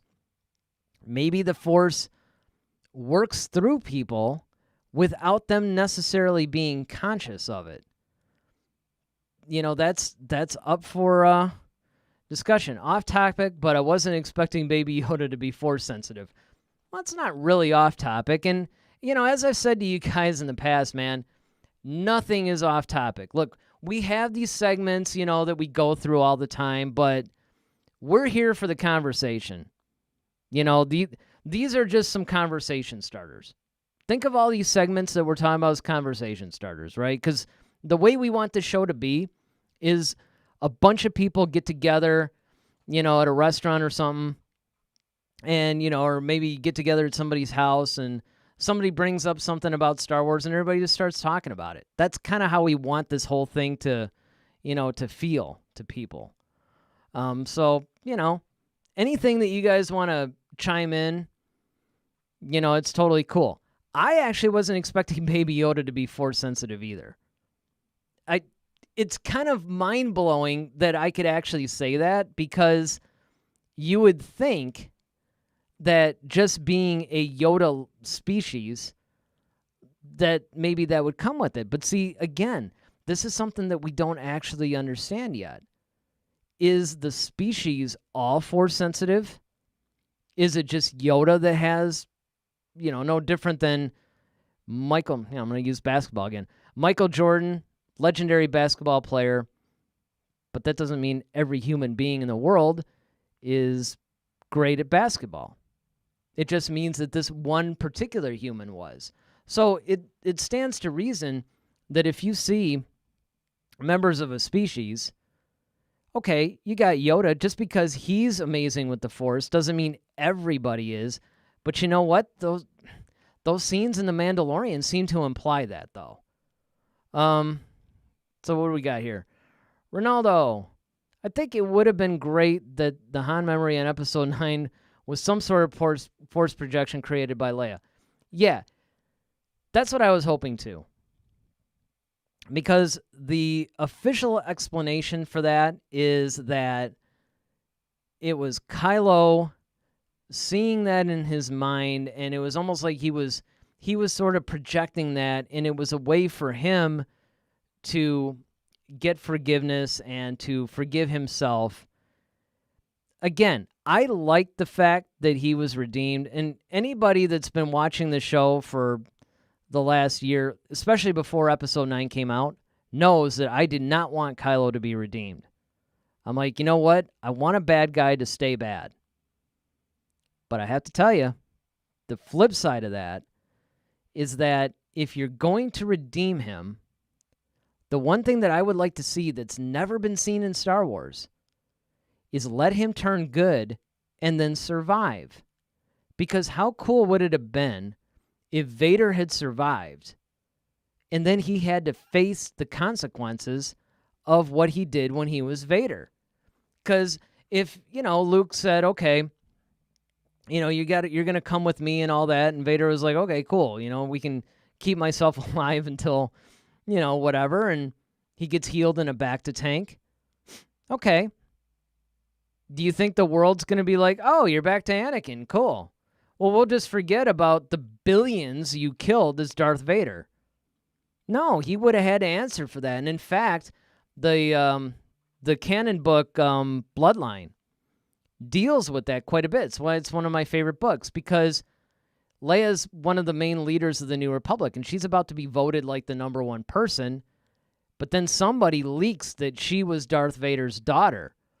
As soon as they found that out, like, everybody turned against her, because it's like, wait, you're Darth Vader's daughter? Oh, we don't want you anywhere near it. And keep in mind, this is a hero of the rebellion, right? She's the one that was one of the architects of the rebellion, and she was one of the main people that was involved in blowing up both the Death Stars. I mean, granted, she wasn't flying around in a ship and doing that, but she was definitely part of the strategy and everything else, right? So all of a sudden they turned against her. How cool would it have been if Anakin had to own up to what he did when he was Darth Vader? Now, flash forward to The Rise of Skywalker. That's what I wanted to see. I really kind of liked Kylo as a good guy. I was surprised. Because when the scene first came on, I'm like, oh, man, they're going to make him a good guy. But I'm like, you know what? It's kind of cool. I sort of like it. I mean, it was cool. But then, again, they killed him off. And it's just like, why'd you do that? Because now it's the Vader thing again. If you're going to do that, let Ben Solo be redeemed. Let him then have to face up to everything that he did as Kylo Ren. I would have thought that was cool. So now we get to the whole, Leia is, I don't know, like in a coma or something. And then, of course, he's seeing Han Solo, meaning Kylo, right? And I was thinking the same thing. I was like, oh, Leia's force projecting in the image of Han to reach him and, give him some closure. I thought that would have been really, really cool. Didn't happen. I was kind of bummed. But I don't know. All right, my mom is chatting in again. I need to read some books to enhance my knowledge of the characters. Yeah, well, that would be good. I will say this. I know I talk about the expanded universe books and then I talk about the new canon books. The new canon books are the ones that you would want to read at the moment. The Legends books would be cool, but they're not 100% necessary. None of the books are really 100% necessary. But it does help. More importantly, watching the Clone Wars, watching Rebels, watching, The Mandalorian, if you did that, you would be well-rounded enough. Because honestly, a lot of the main book characters, they brought them into Rebels. And they brought a bunch of them into Clone Wars, too. However, it's not even so much to expand your knowledge of the characters, but if you just want to read some really good Star Wars stories, some of the best Star Wars stories were from the books. I mean, Bloodline's a fantastic book. It's like a political thriller. Lost Stars was actually like a young adult book written by Claudia Gray, who I think is hands down the best author in Star Wars right now. That book basically follows two teenagers, starting with, I think it actually goes back to even the Clone Wars a little bit. But what ends up happening is they're sort of like falling in love, right? They're teenagers. It's kind of starts out like a Nicholas Sparks story in a way. And then the girl joins the Empire, and then he follows suit.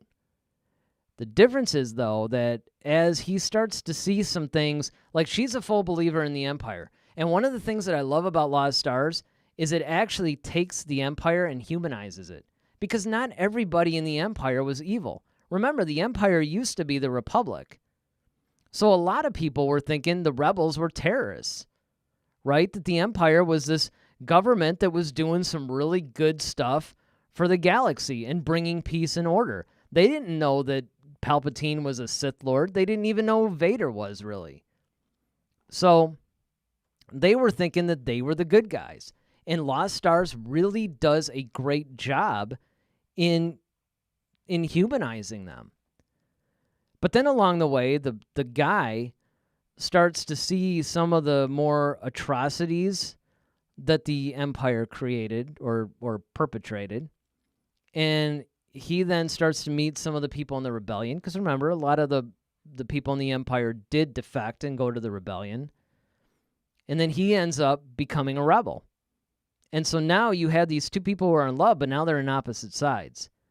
And what it does is it goes through all the events of the original trilogy through their eyes. And it's fantastic. It's brilliant. I mean, like you see, the girl wasn't on the first Death Star when it blew up, but a lot of her friends were, and a lot of characters that you followed, their stories, were actually on the first Death Star when it blew up.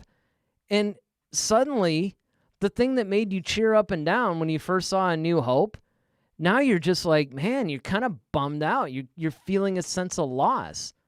I mean, that book was brilliant, right? This is a young adult novel, but it was amazing. Another one, Lords of the Sith. That one really, if you guys are like fans of Vader and Palpatine, man, that book really goes into some serious detail on the dynamics of their relationship, a little bit of the training. They go on a mission together. They take on these like crazy insects and stuff, like thousands upon thousands of them. And Palpatine and Vader are trapped and they have to get out. And so, I mean, it's amazing. I mean, like right from the first page, right? Vader's just, he's flying his TIE fighter. Then he puts it on autopilot. He's standing on it. He's going up to, I think, a Republic ship or something. And he jumps off and he uses the Force. I mean, it's action-packed. It's a great book. Very well written. A lot of the books that are in the new canon are very well written. The Thrawn trilogy was good. I do think that the way Timothy Zahn wrote him in the expanded universe was a little bit better, but he kind of made Thrawn sort of like a Sherlock Holmes type character in a way. He's even more deducive and methodical, and he can unravel all these mysteries. And I mean, it's actually really cool. I was really shocked, honestly. Okay, let's get back to the chat here. Ronaldo says, I wanted Ben to live, but I think the fact that he killed Han sealed his fate. Yeah, I mean, there's a lot of people that were actually, well, they didn't want him to be redeemed because they didn't want the whole Vader, rehash kind of a thing. But there's a lot of people that didn't want him to be redeemed because they just couldn't forgive him for what he did to Han. And that's another one of those things that I understand that Han Solo probably needed to die, but I was really bummed out by that. I really didn't want that to happen.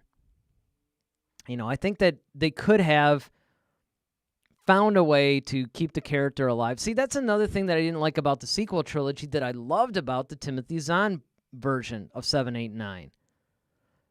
That version I thought had a little bit more believable stuff. Granted, it had a bunch of weird, fantastic, crazy stuff too. Don't get me wrong. I mean, they're not perfect books by any stretch, but they're really good. And I think that that's the thing that we see a lot in the expanded universe books, but even to a higher degree in the new canon books, that the stories are really good and that they would make great movies. And it's like, well, why aren't you making a movie about this? Why aren't you making a movie about that? Okay, Ronaldo, did you read the first chapter of the High Republic Light of the Jedi? It was just the first one, but I thought it was cool. I am aware that they did release the first chapter. I have not had a chance to read it yet. In fact, I'm trying to catch up on some of the comics, and in fact, my new Vader comic is going to be released, I think, next week, next Wednesday or something. And, I'm still trying to catch up. Daryl's actually in the middle of reading Queen's Peril because there's some things in there that supposedly change canon forever. We did a show on it a couple weeks ago. Honestly, I think that was a little bit, I'm going to admit something to you guys right here. Because, I don't know, for some reason when I'm doing this show by myself, I'm feeling a little bit more vulnerable, and I'm feeling a little bit more like, I could really talk to you guys, right? So we probably shouldn't have featured that book because I hadn't read it at all. I didn't even read the book that preceded it, which is Queen's Shadow. I fully intend to, by the way. I just haven't gotten around to it yet.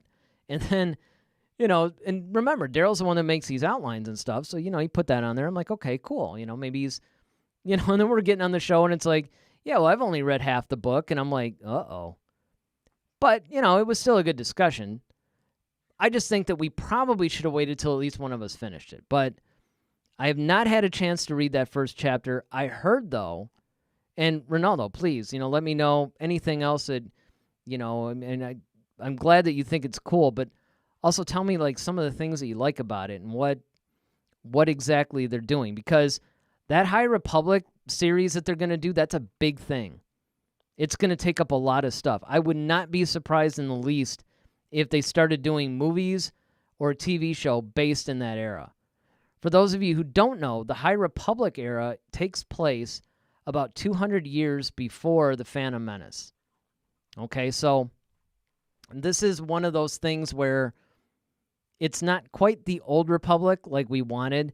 Remember, the Old Republic takes place like 10,000 years or something stupid. I think the least amount of time is like 1,000 years. So it's like 1 to 10,000 or 5,000 or something, some crazy number like that. Okay, so the High Republic is an era that takes place only a couple hundred years before the events of the Phantom Menace. And it's kind of like a Knights of the Round Table, King Arthur style Jedi that we get. And I'm not really sure who they're going to use as a villain. It's not going to be the Sith, because remember, the Sith were done after the Old Republic, until, of course, they came back.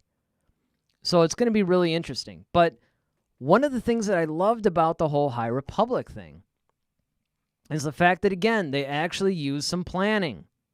They got all the writers together and said, okay, all these writers, we're going to spread the story out over a series of books and some comic books. But mostly, at least in the beginning, a series of actual novels. Let's come up with a big outline and a big story, and then all the writers were going to divide up and write the series of books. And what Ronaldo was pointing out is they just came out. So the first book was actually supposed to come out this month, or maybe in August, but it's been pushed back to January, which really bummed me out. But I can understand they probably can't do the amount of press they want to do, and, production's been slow too because of the whole virus and everything, so I get it. Okay, fine. Let's push it back to January. But what they've done is they decided to release the first chapter right now. I think a few days ago or a week ago or something. And I remember seeing that, and I'm like, man, I got to really check this out. So I have not had a chance to see it, but I am really curious about what's in it. So, as we're going on, man, if you want to, share some of your first thoughts or some things that were in there. I mean, being that it's the first chapter, I get it. There's probably not a whole lot in it that you can really latch onto, but I'm glad to see that you think it's cool that, the writing seems good. Because, again, I actually have really high hopes for this series. This whole era, actually, the High Republic, I think is a good idea. I don't know. But, all right, let's move on to our second topic in the cantina. And that is a question. I got a lot of questions today. First was Han Force sensitive. Now we're going to talk about Luke. Do you guys think that Luke Skywalker failed his test in the cave on Dagobah? That's the question. Because I am the host and I am the one talking, I'll go first. All right. Technically, yes. He failed.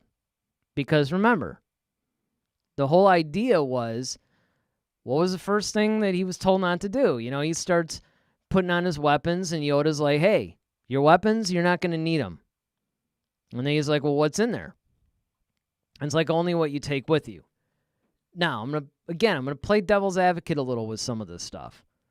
Because even though it was technically a failure, and I think that this is what Daryl was going, it's too bad he's not here because he could actually expound on this, because this is one of his contributions, was this question. And it's like, well, yeah, he technically failed, but can you really blame him for doing what he did, though? Right? Because think about it. That cave looked creepy. I mean, I don't know about you guys, but there's no way in the world, any world, that I would have gone into that cave. I remember as a kid, when I first saw the movie, I was like kind of freaked out by it. Then he's going in, and it's like it was that really tight spot that he has to crawl into, and and it's like you could just imagine what insects are on there. And that's the thing that kills me about, when they're visiting all these other planets, right? They'll start diving into the water. They're going around. It's like you have no idea what's on this planet. Zero. Well, I mean, maybe they do, but Dagobah you never really heard of.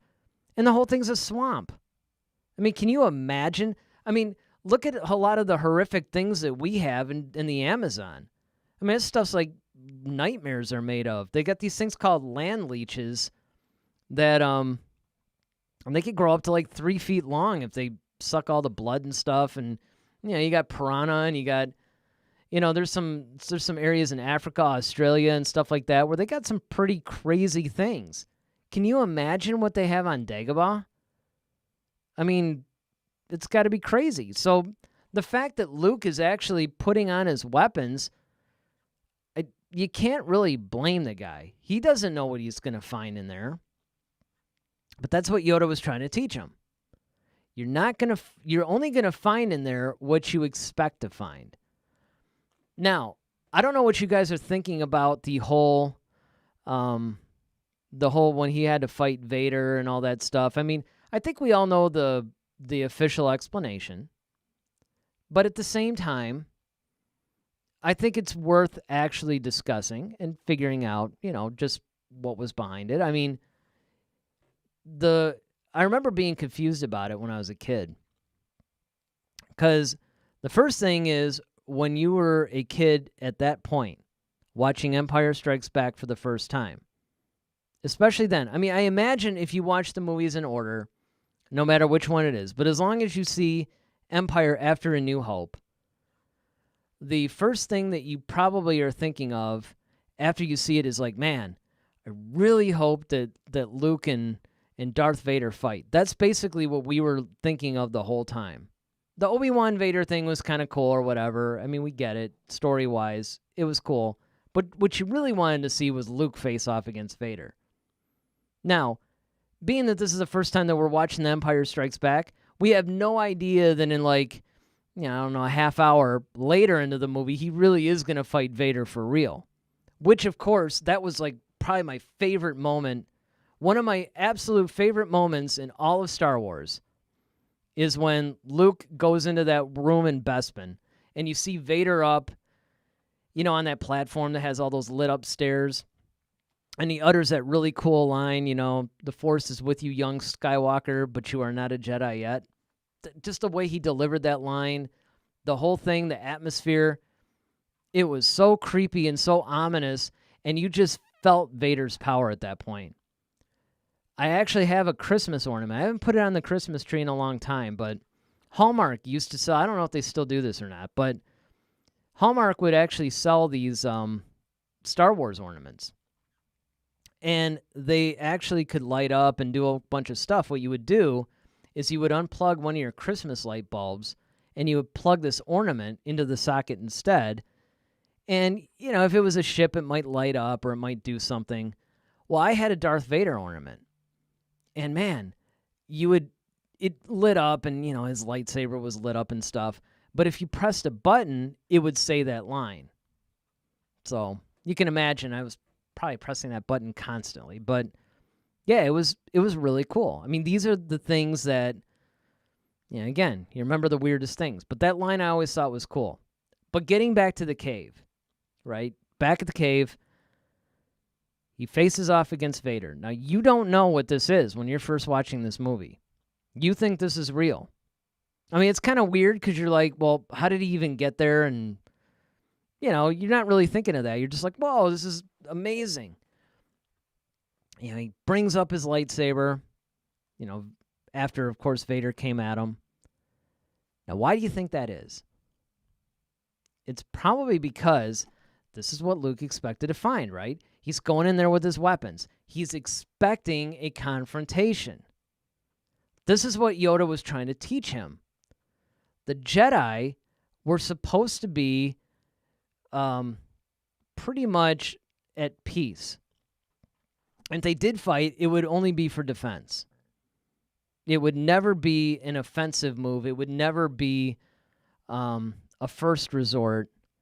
Usually, that would be like their last thing. Now, of course, that was the problem that they had in the prequels, was the fact that they were now basically generals in an army. This was never what was supposed to happen. And you could actually say that this is part of Palpatine's plan too. Because remember, part of the reason why he was able to take all this power and his final power move was because he was actually able to make the Jedi look bad and make it look like they were trying to take over the entire Republic. So he did a really good spin story on that. But at their nature, they were supposed to be peacekeepers, basically at peace. They're helping. They're, using their powers for defense, not for offense. So Luke comes in there, and he's bringing in weapons. Well, right there, he's ready for a battle. He's not thinking like a Jedi. I never really thought about this to this degree before. This is funny. You would think that, wow, this guy's... But no, this is occurring to me for the first time. Seriously. I never really thought about this before, but pretty much that's what's happening. So that was his first failure. Okay. So he's going in with the wrong mindset. That's failure number 1. Failure number 2. Now he's facing off against Vader. Vader represents, because remember, he doesn't know that Vader is his father yet. He thinks Vader killed his father, because that's what Obi-Wan told him. From a certain point of view. That's why we named our main topic from a certain point of view. But what's pretty much going on here is the fact that Vader to Luke represents everything that he lost. His father was killed. He doesn't, we don't know what happened to his mother at this point. I mean, we do, but they don't. And, you have a situation where, okay, to Luke, everything was lost because of Vader. And so now he's going to face off. He's going to right this wrong. He's going to destroy this bad guy. So he strikes him down. Quite viciously, I might add. Pretty much chops his head off. Head rolls around, which, of course, it's a helmet, so it's okay. It could still be rated PG. And then what happens? Helmet blows open. Whose face do we see? Luke Skywalker. Spoiler alert for anybody that hasn't seen The Empire Strikes Back. I'm assuming if you're watching this show, you've seen it. I have to say it because there's been a couple of times where people have actually gotten to me and I'm like, really, dude? The movie's like 30 years old. But anyway, so he sees his own face. Now, I remember for a long time, I didn't really understand that. But pretty much what it's talking about is this is Luke's path that he's on. This is his future, right? Because if you think about it, from the time that he's told to go into the cave, he puts on the weapons. That's a Sith-like thing to do. I'm ready to go to battle. I'm going to kill everybody. I'm going to face whatever's in there. He's already going in there, and it's like a path to the dark side. It's not. He's not doing it with the intent of doing anything wrong, and that's where the dark side gets you. Because a lot of times, that's why they call it seduced by the dark side, right? Because you're not necessarily thinking that you're doing anything bad. I mean, that's really the way it is in life too, in moral situations. A lot of times, people that turn even what we would call evil, it usually starts out by people wanting to do good. Take corrupt politicians, for example. A lot of times, they don't start out that way. They start out where they want to change the world and they're idealists and whatever. They get in and they have to make compromise after compromise. It's like, well, if you want to do this, you got to play the game, you got to do whatever, and then you can change it, right? But what happens? They end up drifting further into the game to the point where they're caught up in it, and now they're part of the problem. And that's what happens with the dark side of the Force. Sometimes it's not just they wake up and decide that they're going to hate and, do whatever. I mean, if you look at Anakin's descent, that's what happened. What caused Anakin to descend to the dark side? He wanted to save the people he loved. He didn't want anybody else to face the same fate that, his mother had faced. He wanted to save Padme because he was convinced through these visions that she was going to die. So he didn't think he was slipping to the dark side. Even when he stopped Mace, he stopped him and everything because it wasn't the Jedi way. He was thinking, what, the Jedi were kind of losing it. I mean, they were losing sight of who they were. And you know what? He wasn't wrong. He wasn't wrong. Ultimately now, of course, when he became Darth Vader and went and killed all the younglings. I mean, okay, now we're going into the dark side territory. But that was because he just felt like, okay, I've got no other way. He still probably thinks he's going to do some good. Even the killing of the younglings, he probably figured that he was stopping future Jedi from, corrupting the galaxy. So, again, Luke isn't necessarily thinking, I'm taking an aggressive, dark side-ish type stance. He's thinking, I want to be prepared for whatever is in there that might attack me. Fear. Remember that fear is what leads to the dark side. Okay, good. So that's the first. So now he's confronting Vader. Like I said, Helmet blows open, he sees his face. What's happening is, it's basically, and this wasn't ever 100%. I don't even know if Lucas really explained 100%. If you guys know somewhere where he did or whatever, let me know. I know there's a commentary that he had on the Blu-rays and stuff, but, it's one of those things that I don't know how well he actually explained it. It's been forever since I heard his commentaries. In fact, I think the last time I listened to the director commentaries on the prequels was, and on the original trilogy as well, was probably the last deluxe DVD release. Because when they bought them on Blu-rays, obviously I watched them, and I haven't gotten the 4K ones yet, by the way. I'm really looking forward to that.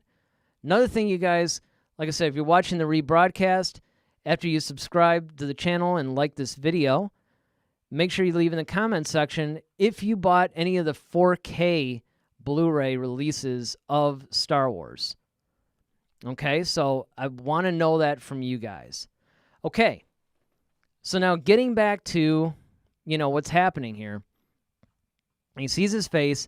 This is the path that he's on. If he continues his path, if he's actually continuing to be fearful, and he's almost following in his father's footsteps, this is where he's going to end up. The Force essentially is showing him, you're on the same exact path as your father. And Yoda was even trying to say that when he was initially saying, yeah, man, he's a little too much like his dad. I am not training him. Now, here's the thing that I think is kind of weird about that, though. They're saying, okay, this guy's our only hope, watch over him and all this, and then they're acting like, okay, I'm not going to train him. I think that Yoda was testing him. I don't think that Yoda ever had any intention of not training him. I think what Yoda was doing was trying to see how Luke would react if Luke thought there was a chance Yoda wouldn't train him. So, ultimately, I say all that to say, I think that pretty much he did fail.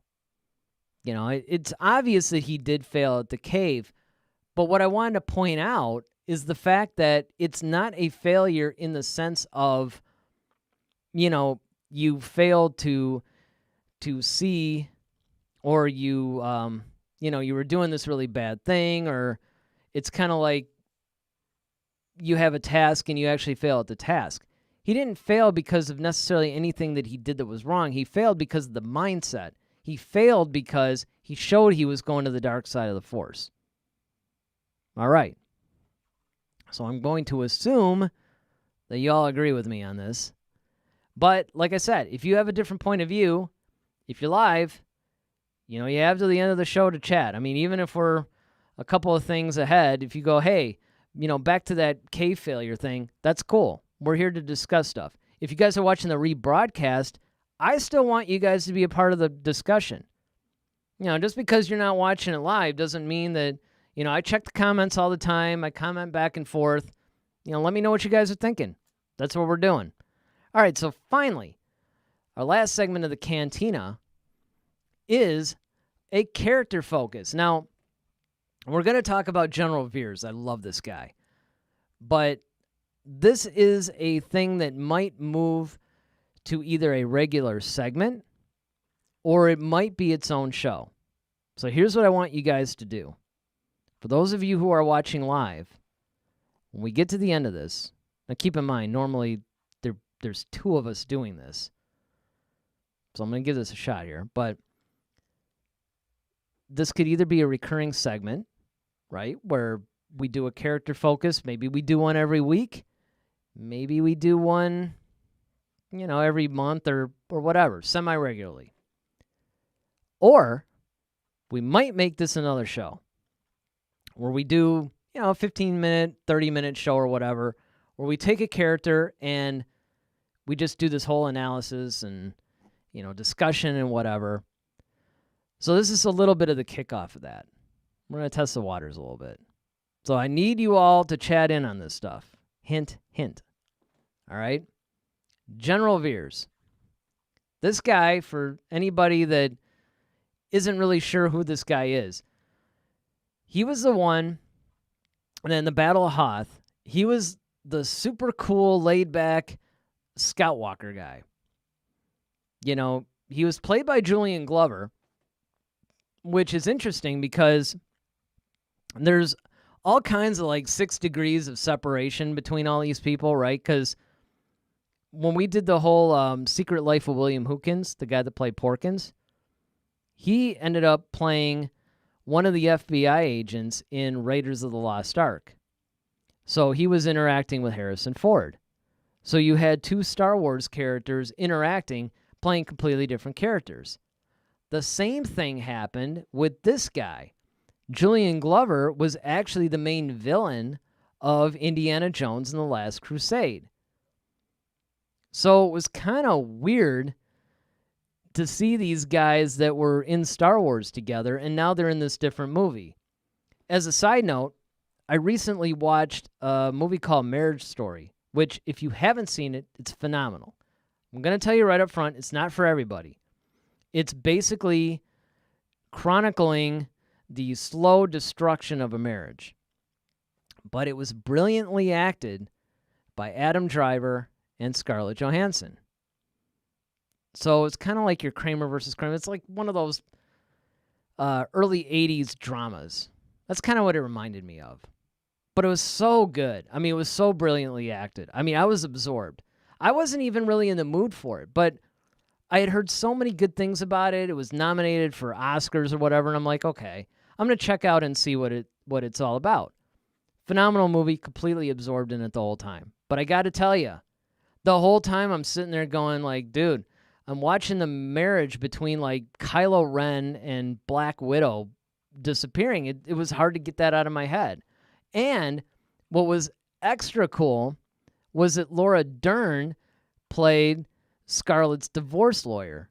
So now it's like seeing Kylo Ren and Holdo in a scene. And so you get stuff like that once in a while, where you get people who were in a Star Wars movie together. They may not have even shared a scene together, but then they're in another movie. So, it's kind of cool to see.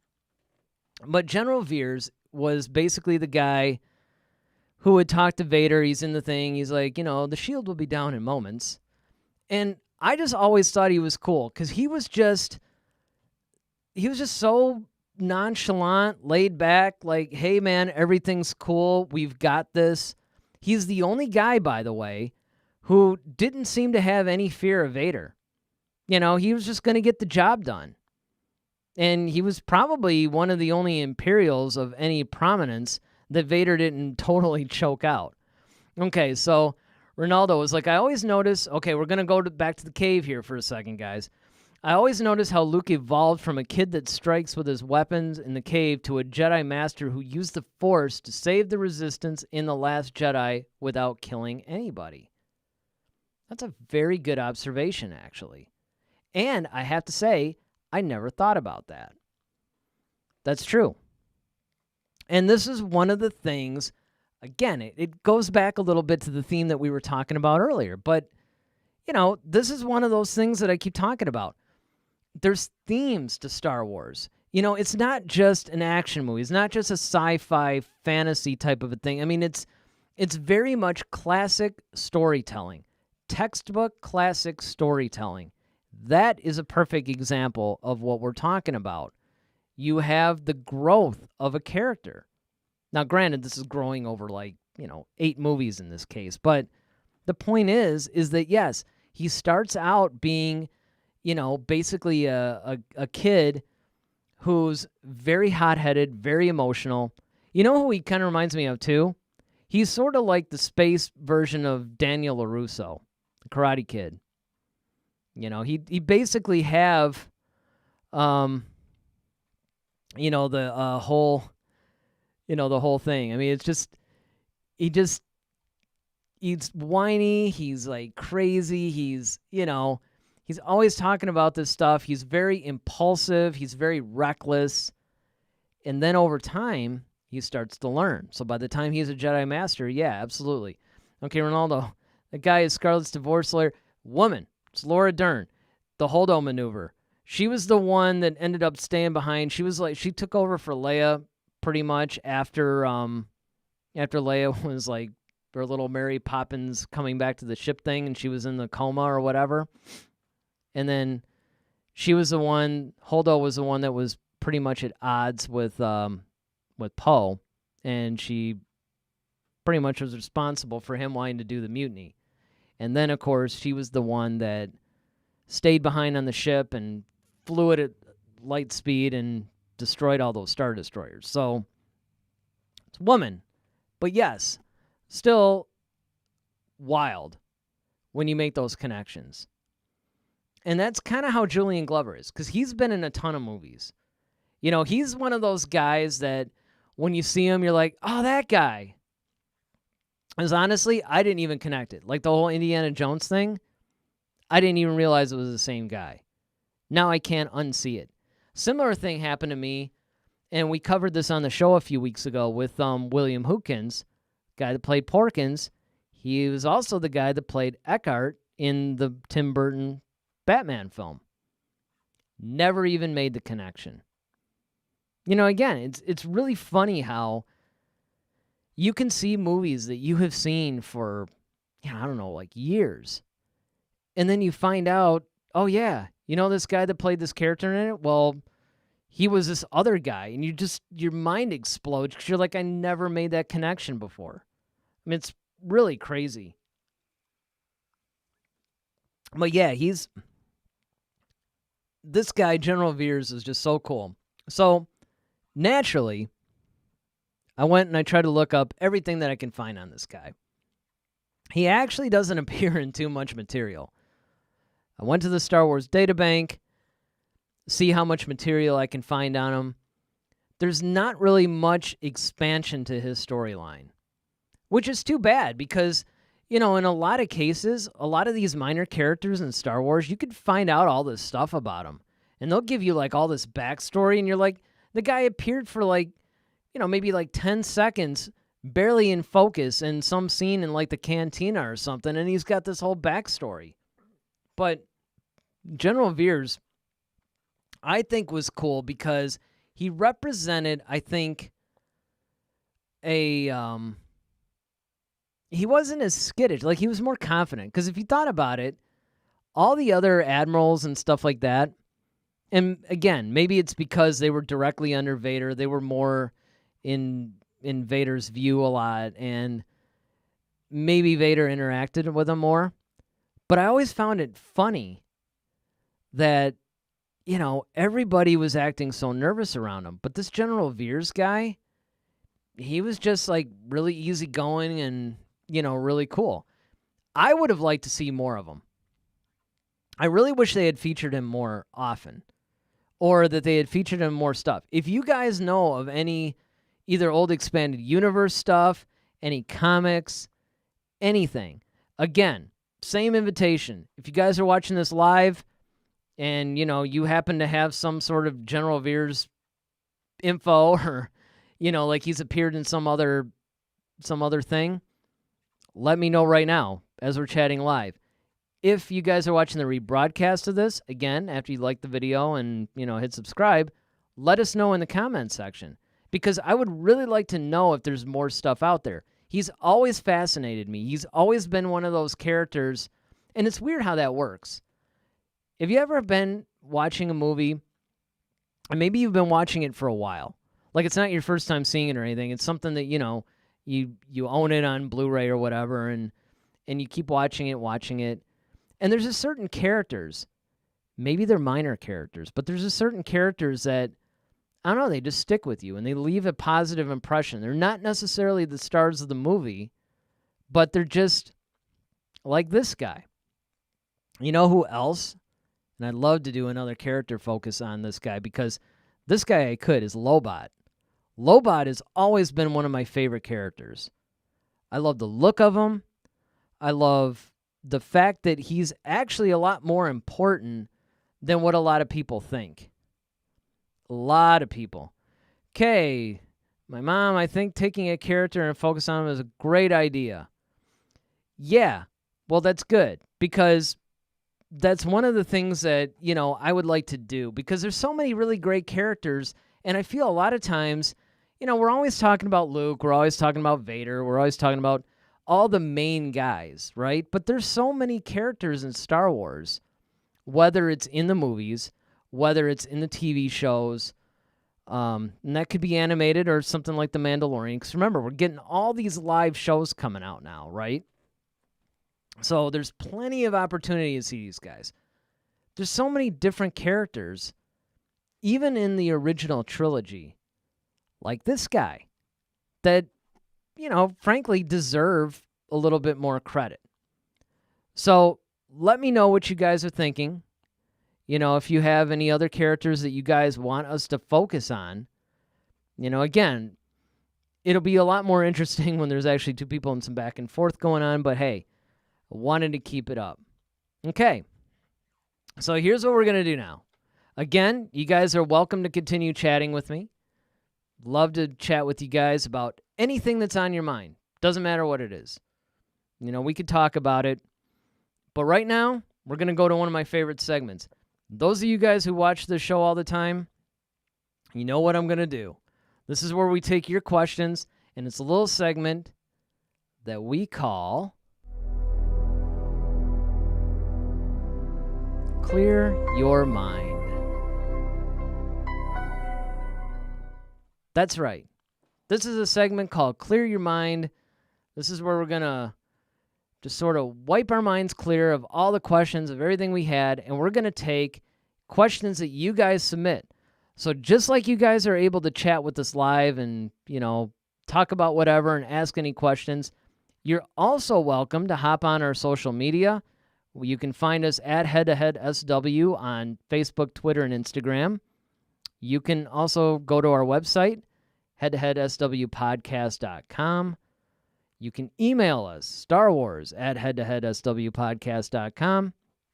You can also join our Facebook group, which is Head to Head, a Star Wars community. And there you can submit questions. So our first question comes from Kayleen Aber, and she says, was Leia the actual chosen one?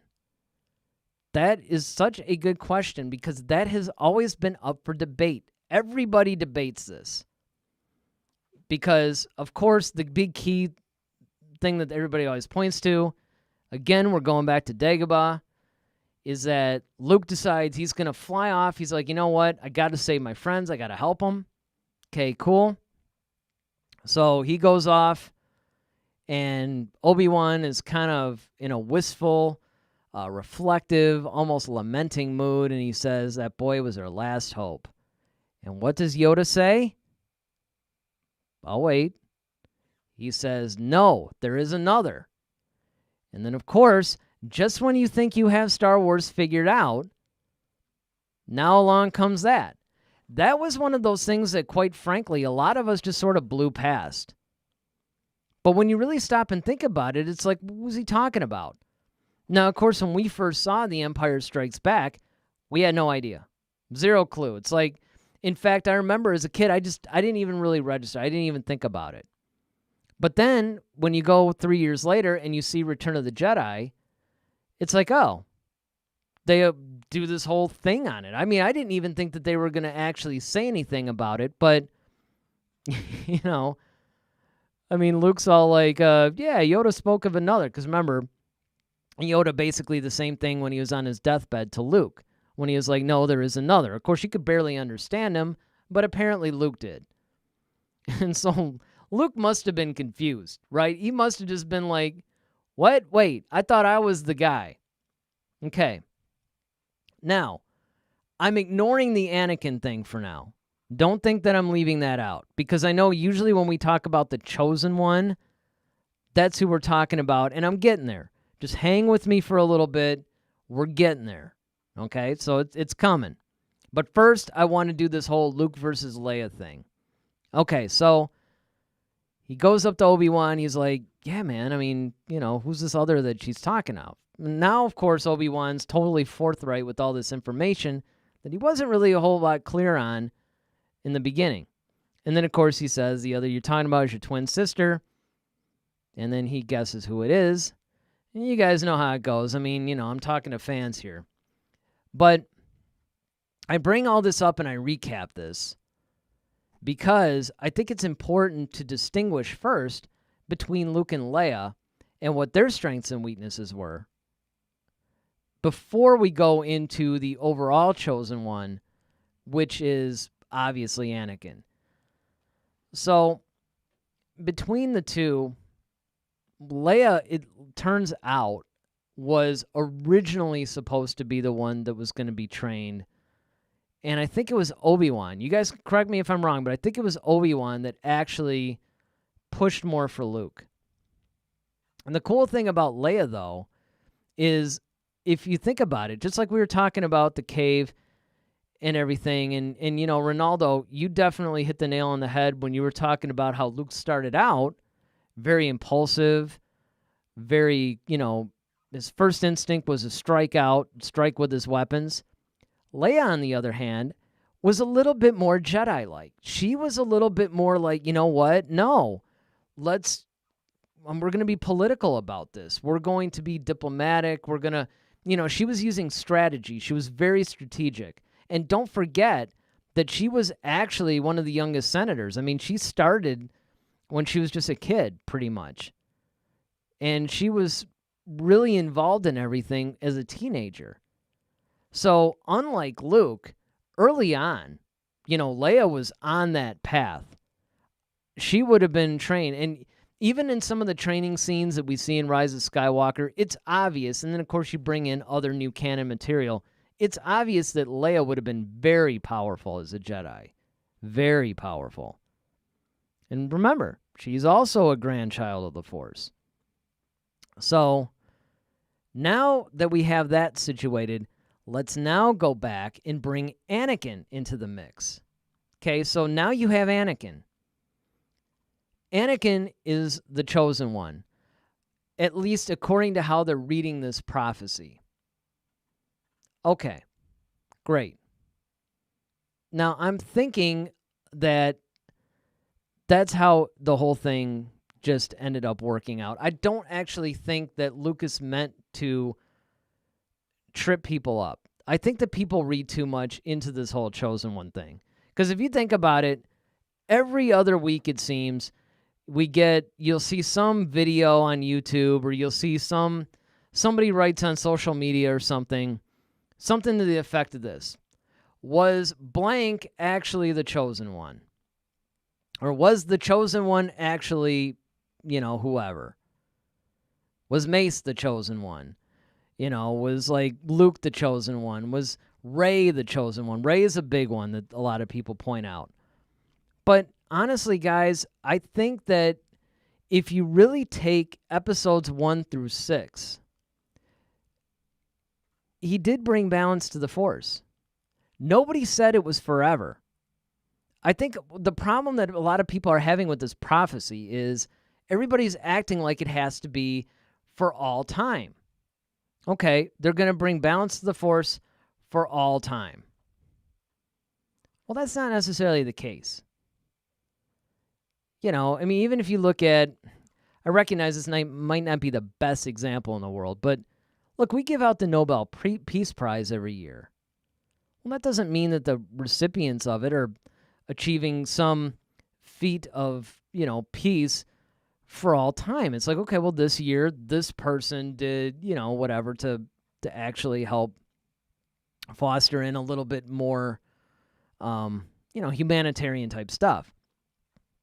Basically, Anakin fulfilled what he was supposed to fulfill, because remember, the dark side wasn't really a problem until the Sith returned. The Sith had been extinct for like a millennia. And so the light side was enjoying a run, and now the dark side's coming up, and that's when things started getting out of balance. The light side got a little bit too out of balance. Dark side comes up. Okay, cool. You know, Anakin comes along. He's born of the Force. Everybody forgets that. He's actually born of the Force, and he brings balance ultimately, at the time anyway, by destroying Palpatine. Okay. Now, let me answer this question now. Once and for all, now that you got this set up. I think that the chosen one isn't a single person for all time. I think what happens now that we have, and remember, we just have to go by canon here. If, if it's either the light side gets stronger or the dark side, if the force, let's just say it like this, if the force gets out of balance, then somebody has to come along to bring it back into balance, and it seems like the force chooses somebody. So, was Leia the chosen one? I think in the sequel trilogy, you can make the argument that Rey was more the chosen one. Because she's the one, ultimately, that I think brings balance to the Force at that point.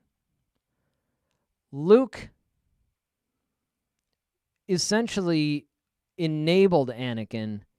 He redeemed Anakin, but Anakin's the one that ultimately brought balance to the Force.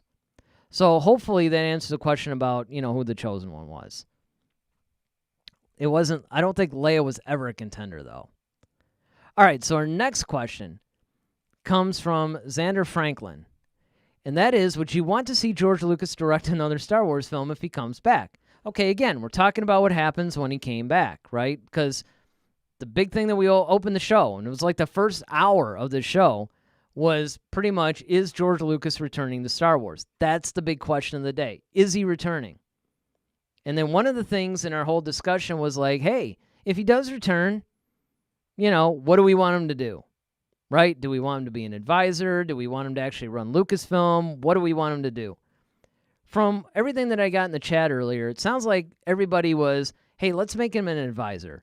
Let's not give him quite enough power here to actually run the entire studio, but let's also not let him just be, like what he is now, where he's just some guy that's casually walking in on the set and, it's kind of like, oh, here's an idea here or there, or even in the case of Solo, he actually directed a scene.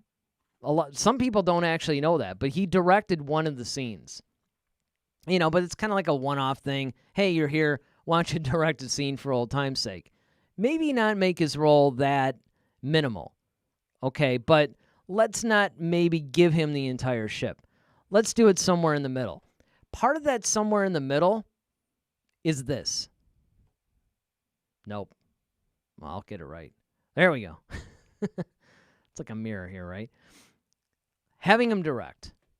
I don't want him to actually direct the film, though. What I would like to see him do is write it. I think he should write it. George Lucas is a master storyteller. George Lucas is not a very good director. Can he get the job done? Yes. Is he a good filmmaker? Yes. But remember, a director, their main job in film is they're the ones that are bringing out the best performance of the actors. They're directing. You have the director of photography. They're more like the technical. They're responsible for the look of the film, the lighting and stuff like that. They work with all the other people. They're responsible for the overall look. The director, though, their main job is to get the best performance out of the actors. They're the ones that guide the actors into what it's going to be. Very important job.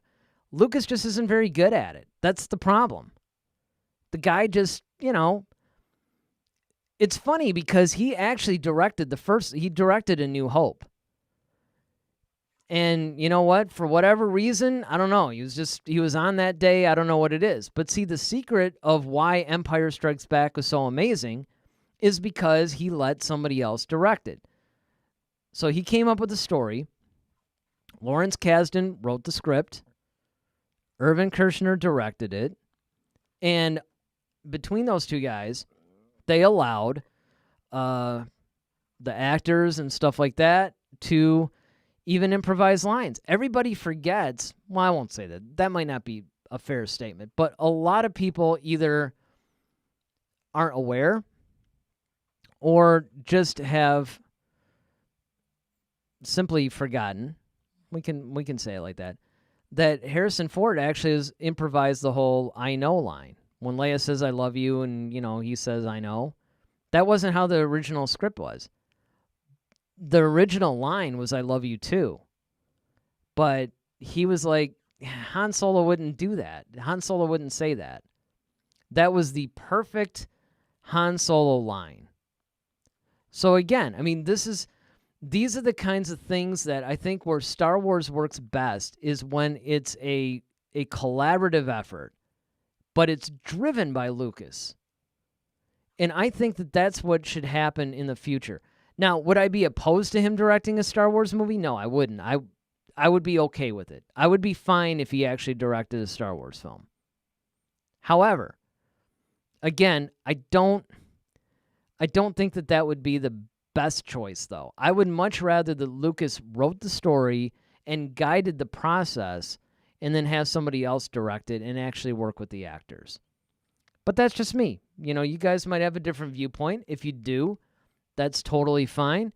You know, if you're watching the rebroadcast, just go ahead and leave that in the comments section. Let me know what you guys are thinking. Same thing with you guys chatting live. And speaking of which, this is where we just kind of move to the free-for-all section. You know, whatever's on you guys' mind, if you want to, usually I like to, toward the end of the show, give a few minutes to people that, you know, if they've been holding stuff in, because you can see that pretty much it's cool to chat whatever you guys want, you know, even though we might be talking about a particular topic, doesn't matter, chat whatever you want. Some people, although, you know, I've even said, they're like, oh yeah, you know, I want to chat, I want to do this, but you guys were talking about this and I didn't want to interrupt that. Totally cool, I get it, but guess what? Now's the time to chat. Now's the time to let me know what you guys are thinking. Now is the time for it sounds like I'm about to give some sort of a political speech, but hey, Ronaldo, okay, here we go. He's going to kick things off. So something that I like about Lucas is how important it is for him to push the boundaries of technology. I think he would be a good help to motivate that aspect. Yes, I agree. And in fact, it's funny how the spirit of Lucas, when it comes to the technology, because you probably remember when I pointed this out a little earlier in the show. I mean, he's done some seriously revolutionary stuff. You know, I think people have forgotten just how much he's responsible for.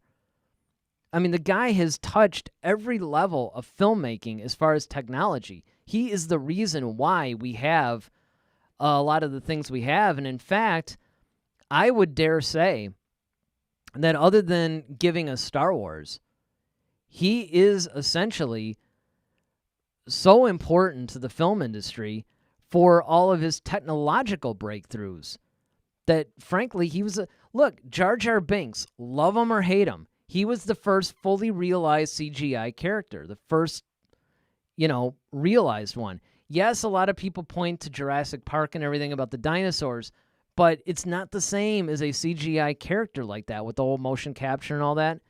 Totally Lucas that was doing that.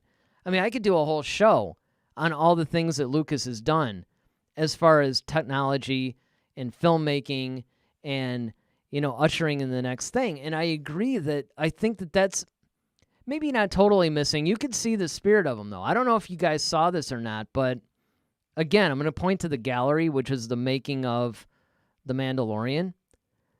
They're using gaming technology now. I use this whole parallax, like, LED video wall.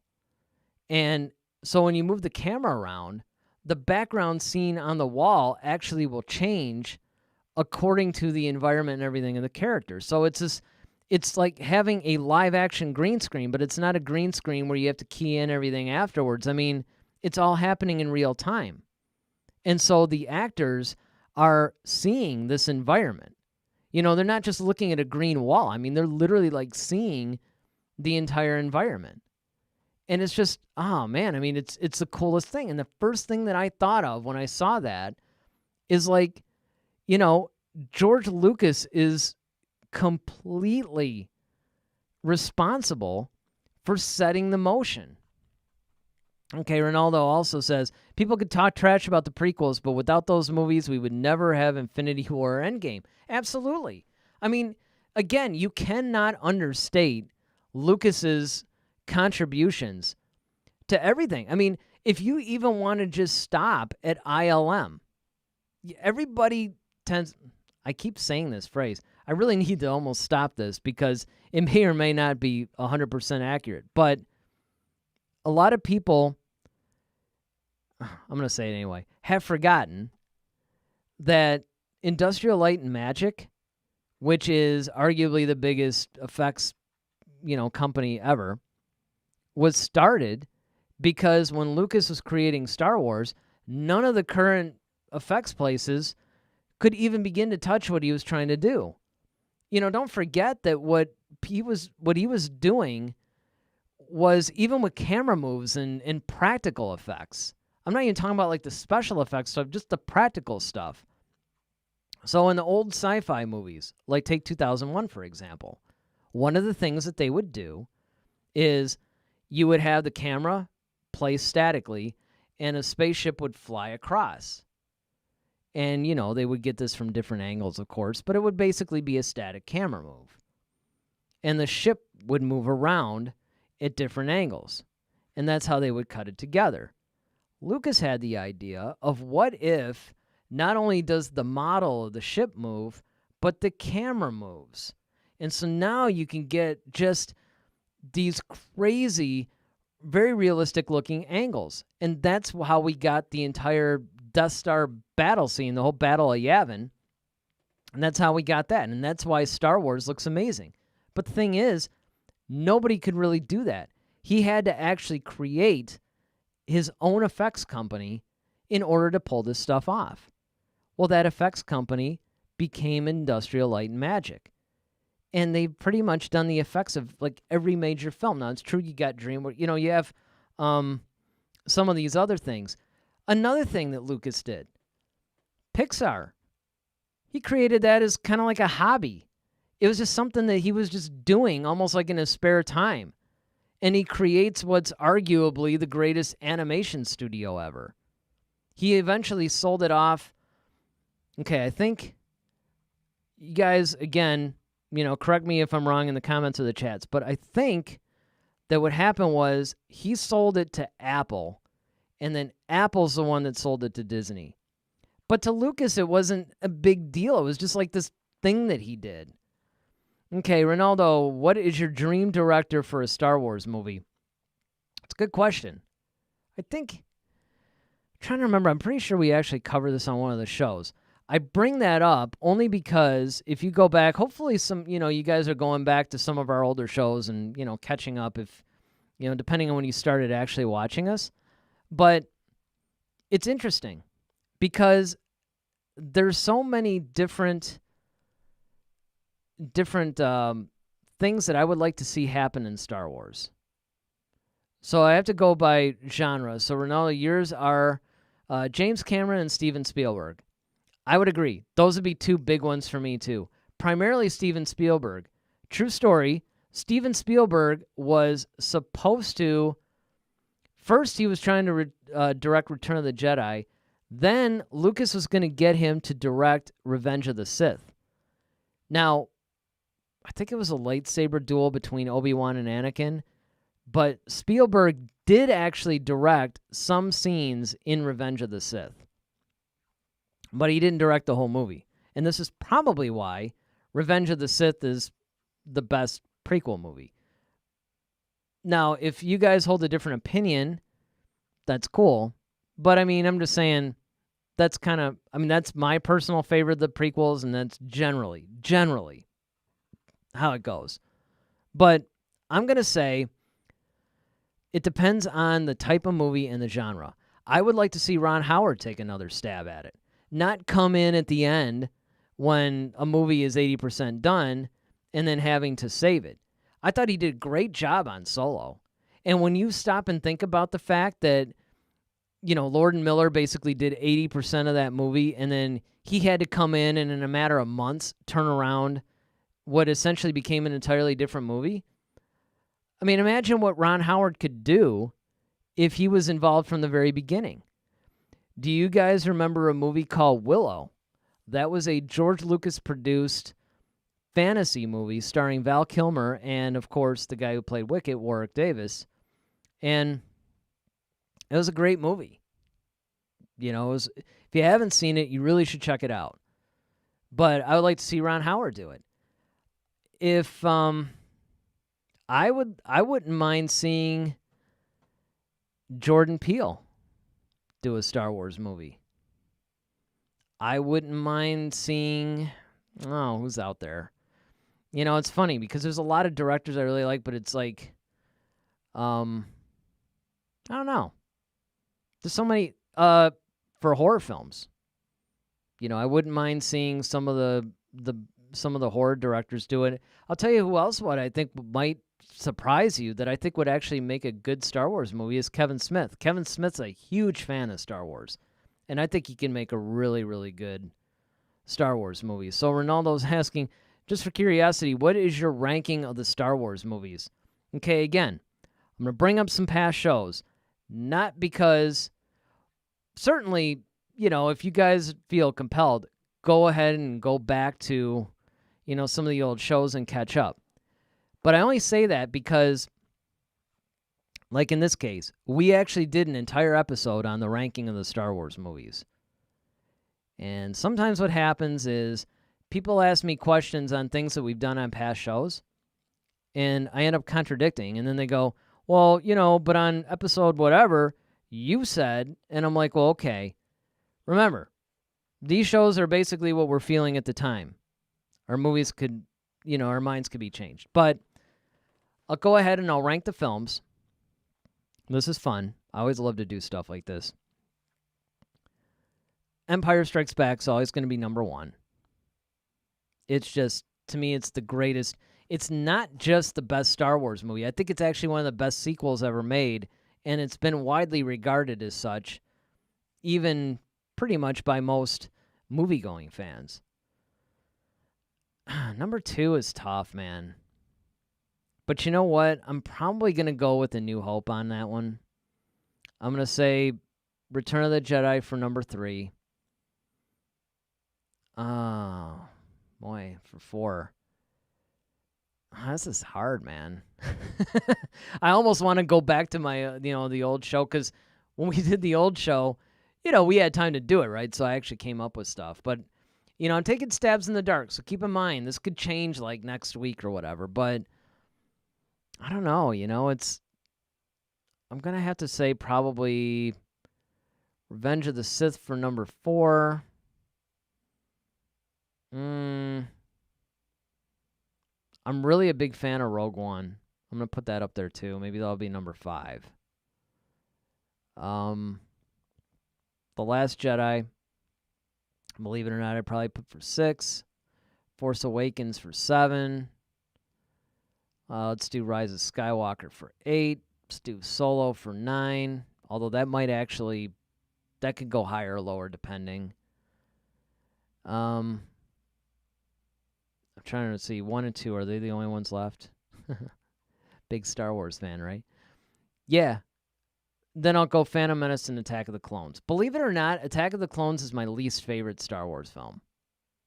Now, and that is another one that's a big consensus. A lot of people, that's their least favorite. But there's a lot of people, too, though, that will put Phantom Menace at the bottom.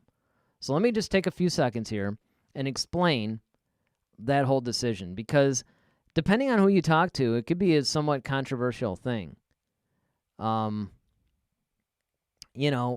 Attack of the Clones, I think it has a good story, but I thought the execution was just the worst of all the Star Wars films. The whole love story thing with Anakin and Padme, I thought was completely mishandled. I mean, Natalie Portman is like an Oscar-winning actress, and it's like she couldn't act. I mean, it was just terrible. Hayden Christensen, overall, I like him as Anakin, but I think I liked him better in 3. Like, I think he really embodied the character better in 3 than 2, even though there's some moments. And don't get me wrong, there's some great moments in Attack of the Clones. I do like the movie. It's just, because keep in mind, Star Wars is, it's gold to me. It's my favorite franchise. So, I mean, even the worst Star Wars film is, light years ahead of some other movies. But, I am one of those guys.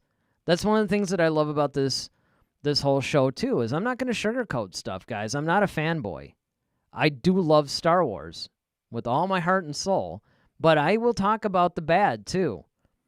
So Ronaldo's like, His is Empire. Yeah, I mean, that's the thing, man. Empire's, great. Number 2, New Hope, then Last Jedi, then Return of the Jedi. Okay, so we're kind of, we're right there so far. You put Last Jedi a little bit ahead of me, and that's great. And I can understand why, by the way.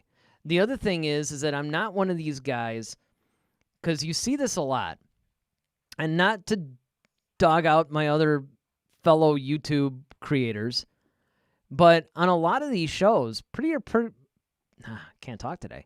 People are pretty dogmatic about their opinions of Star Wars. I mean, it's funny how, and then of course you have fans, they'll attack you, and it's funny because some of these YouTube creators will talk about how, these people get on their Twitters and, pages and, any of their other social media and just go off on them. Like, I can't believe you like this or like that or whatever. Honestly, they invite it somewhat because of the way that they present their opinions, but, hey, I get it, man. There's a lot of people, for instance, hated The Last Jedi. And the problem and we covered this on a previous show too. It's called Civil War and Star Wars fandom, I think.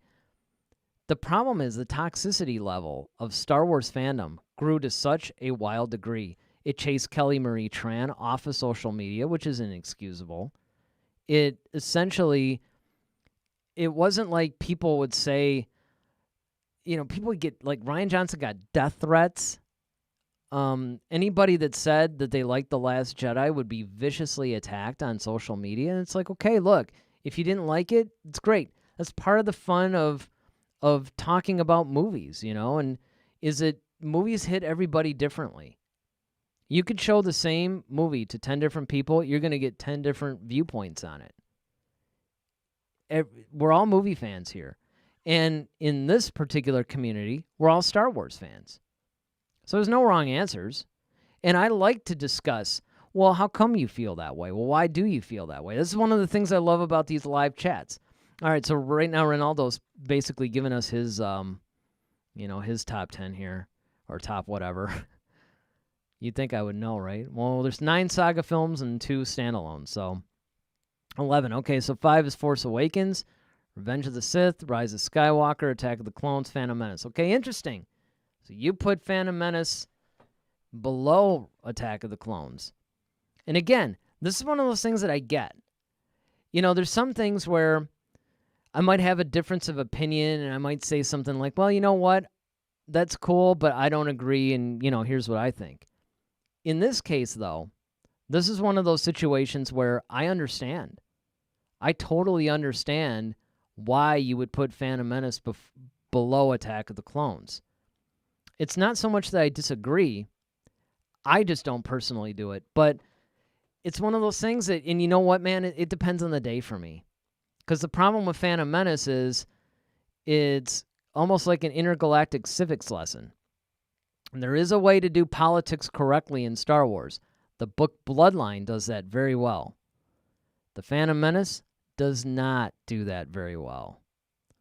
So I'm curious, Ronaldo, what about Rogue One and Solo? You haven't given me that. Or did you just want the saga films? But again, that's one of the things that I think is great about Star Wars, is that people latch on to different things. People like different things about it. You talk to 10 different Star Wars fans, you're going to get some commonalities. Don't get me wrong. I mean, everybody likes certain things about it. There's a common theme, a common, like a common draw that people have towards Star Wars that are fans. This is especially true when you look at Star Wars Celebration. I mean, nothing warms my heart more than watching everybody at Star Wars Celebration. It's just heartwarming. I would love to go there. I tried to actually get on their press list last time, but they weren't having it. And now we're not going to get one until 2022. And that ties into what we were talking about a little bit last week. This week's topic was actually kind of a sequel to last week. Last week we were talking about, is Kathleen Kennedy out, and, is the whole celebration thing going to be, what's going on? And this week it's like, okay, is George going to be the one to return? But it is interesting that her contract ends in 2021, and 2022 is when they're holding Star Wars Celebration. It really makes you wonder. You really have to stop and think about that. But I don't know. I do think that it's possible for Star Wars to get back on track quite easily. All they need is a good story. Just tell us a good story.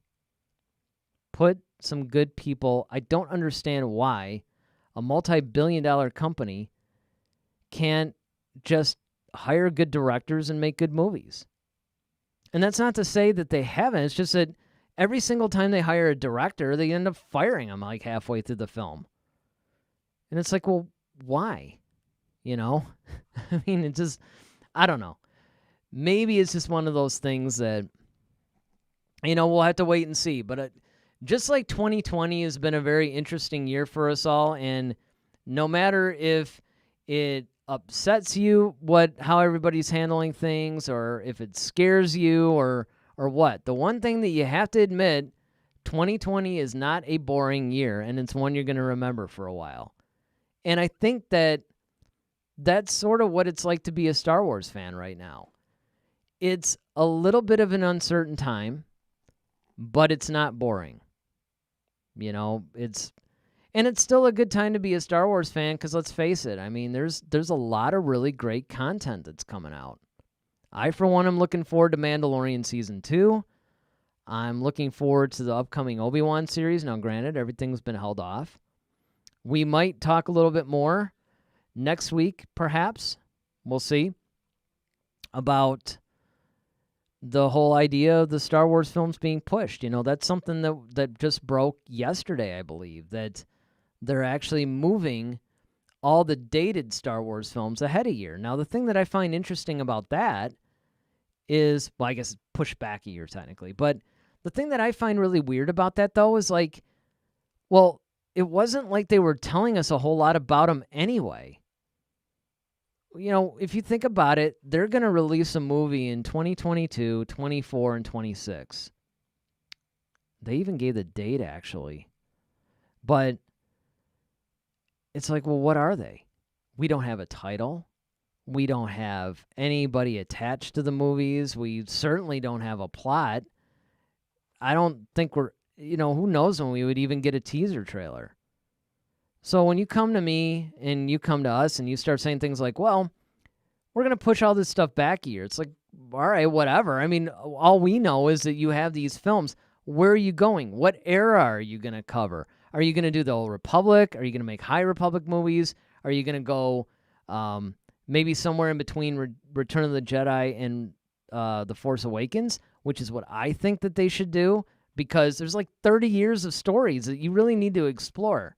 We need some backstory on that. What are you going to do?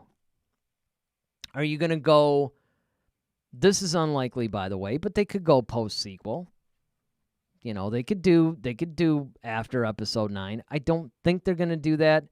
My thought process is, I think that they're going to wait on that until the characters get, well, not the characters, but the actors get older, almost like what they did with the original trilogy.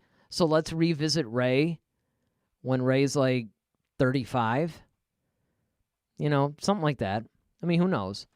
But as we wrap this show up, because my voice is totally fried right now, what I want to know from you guys, you can chat it while I'm closing it out, or you can leave it in the comment section below. But what would you like to see Star Wars do next? Where would you like to see it go? What time period do you want to see the movie? Do you want to see more stories between episodes 3 and 4? Because, hey, that's where they seem to be sticking to. Like, we're getting a lot that happens between 3 and 4. But I'm starting to get a little weird. It's not that I think that there's no more stories to tell. I would actually like to see more stories. But How about we give that time period a break and let's go somewhere else? Maybe you want to see between 4 and 5 or 5 and 6. I think that would be intriguing. How about the 30-year gap between 6 and 7? That should be explored. We'll see. And as always, if you guys have any ideas for main topics or any other topics that we talk about in the show, hit us up in the comment section on this video or hit us up at Head to Head SW on any of our social media, Twitter, Facebook, or Instagram. We're pretty much open at any time. Make sure you join our community. It's Head to Head SW, Head to Head, a Star Wars community on Facebook. We have a lot of great discussion there, and we might even do some more exclusive videos on that. So we have a lot of stuff in the works, so stay tuned for all that. And in the meantime, until next week, I'm Eric Vansel. We hope to see you next week. Come back, we'll chat some more. And, like I said, it's never boring in the world of Star Wars, so there's probably going to be a lot to talk about next week. Our schedule for the next month or so may be a little different because I've on this really huge job that I have to do for the next month. But you know what? Every Friday at 8 o'clock, man, that's when we're here. So come and chat with us next week. Again, I'm Eric Vansel. May the Force be with you. Always. Head to Head, a Star Wars podcast. Be sure to follow us on Twitter at HeadToHeadSW. Submit your questions for our next show. Visit our official website at headtoheadswpodcast.com. Until next time, may the Force be with you, always.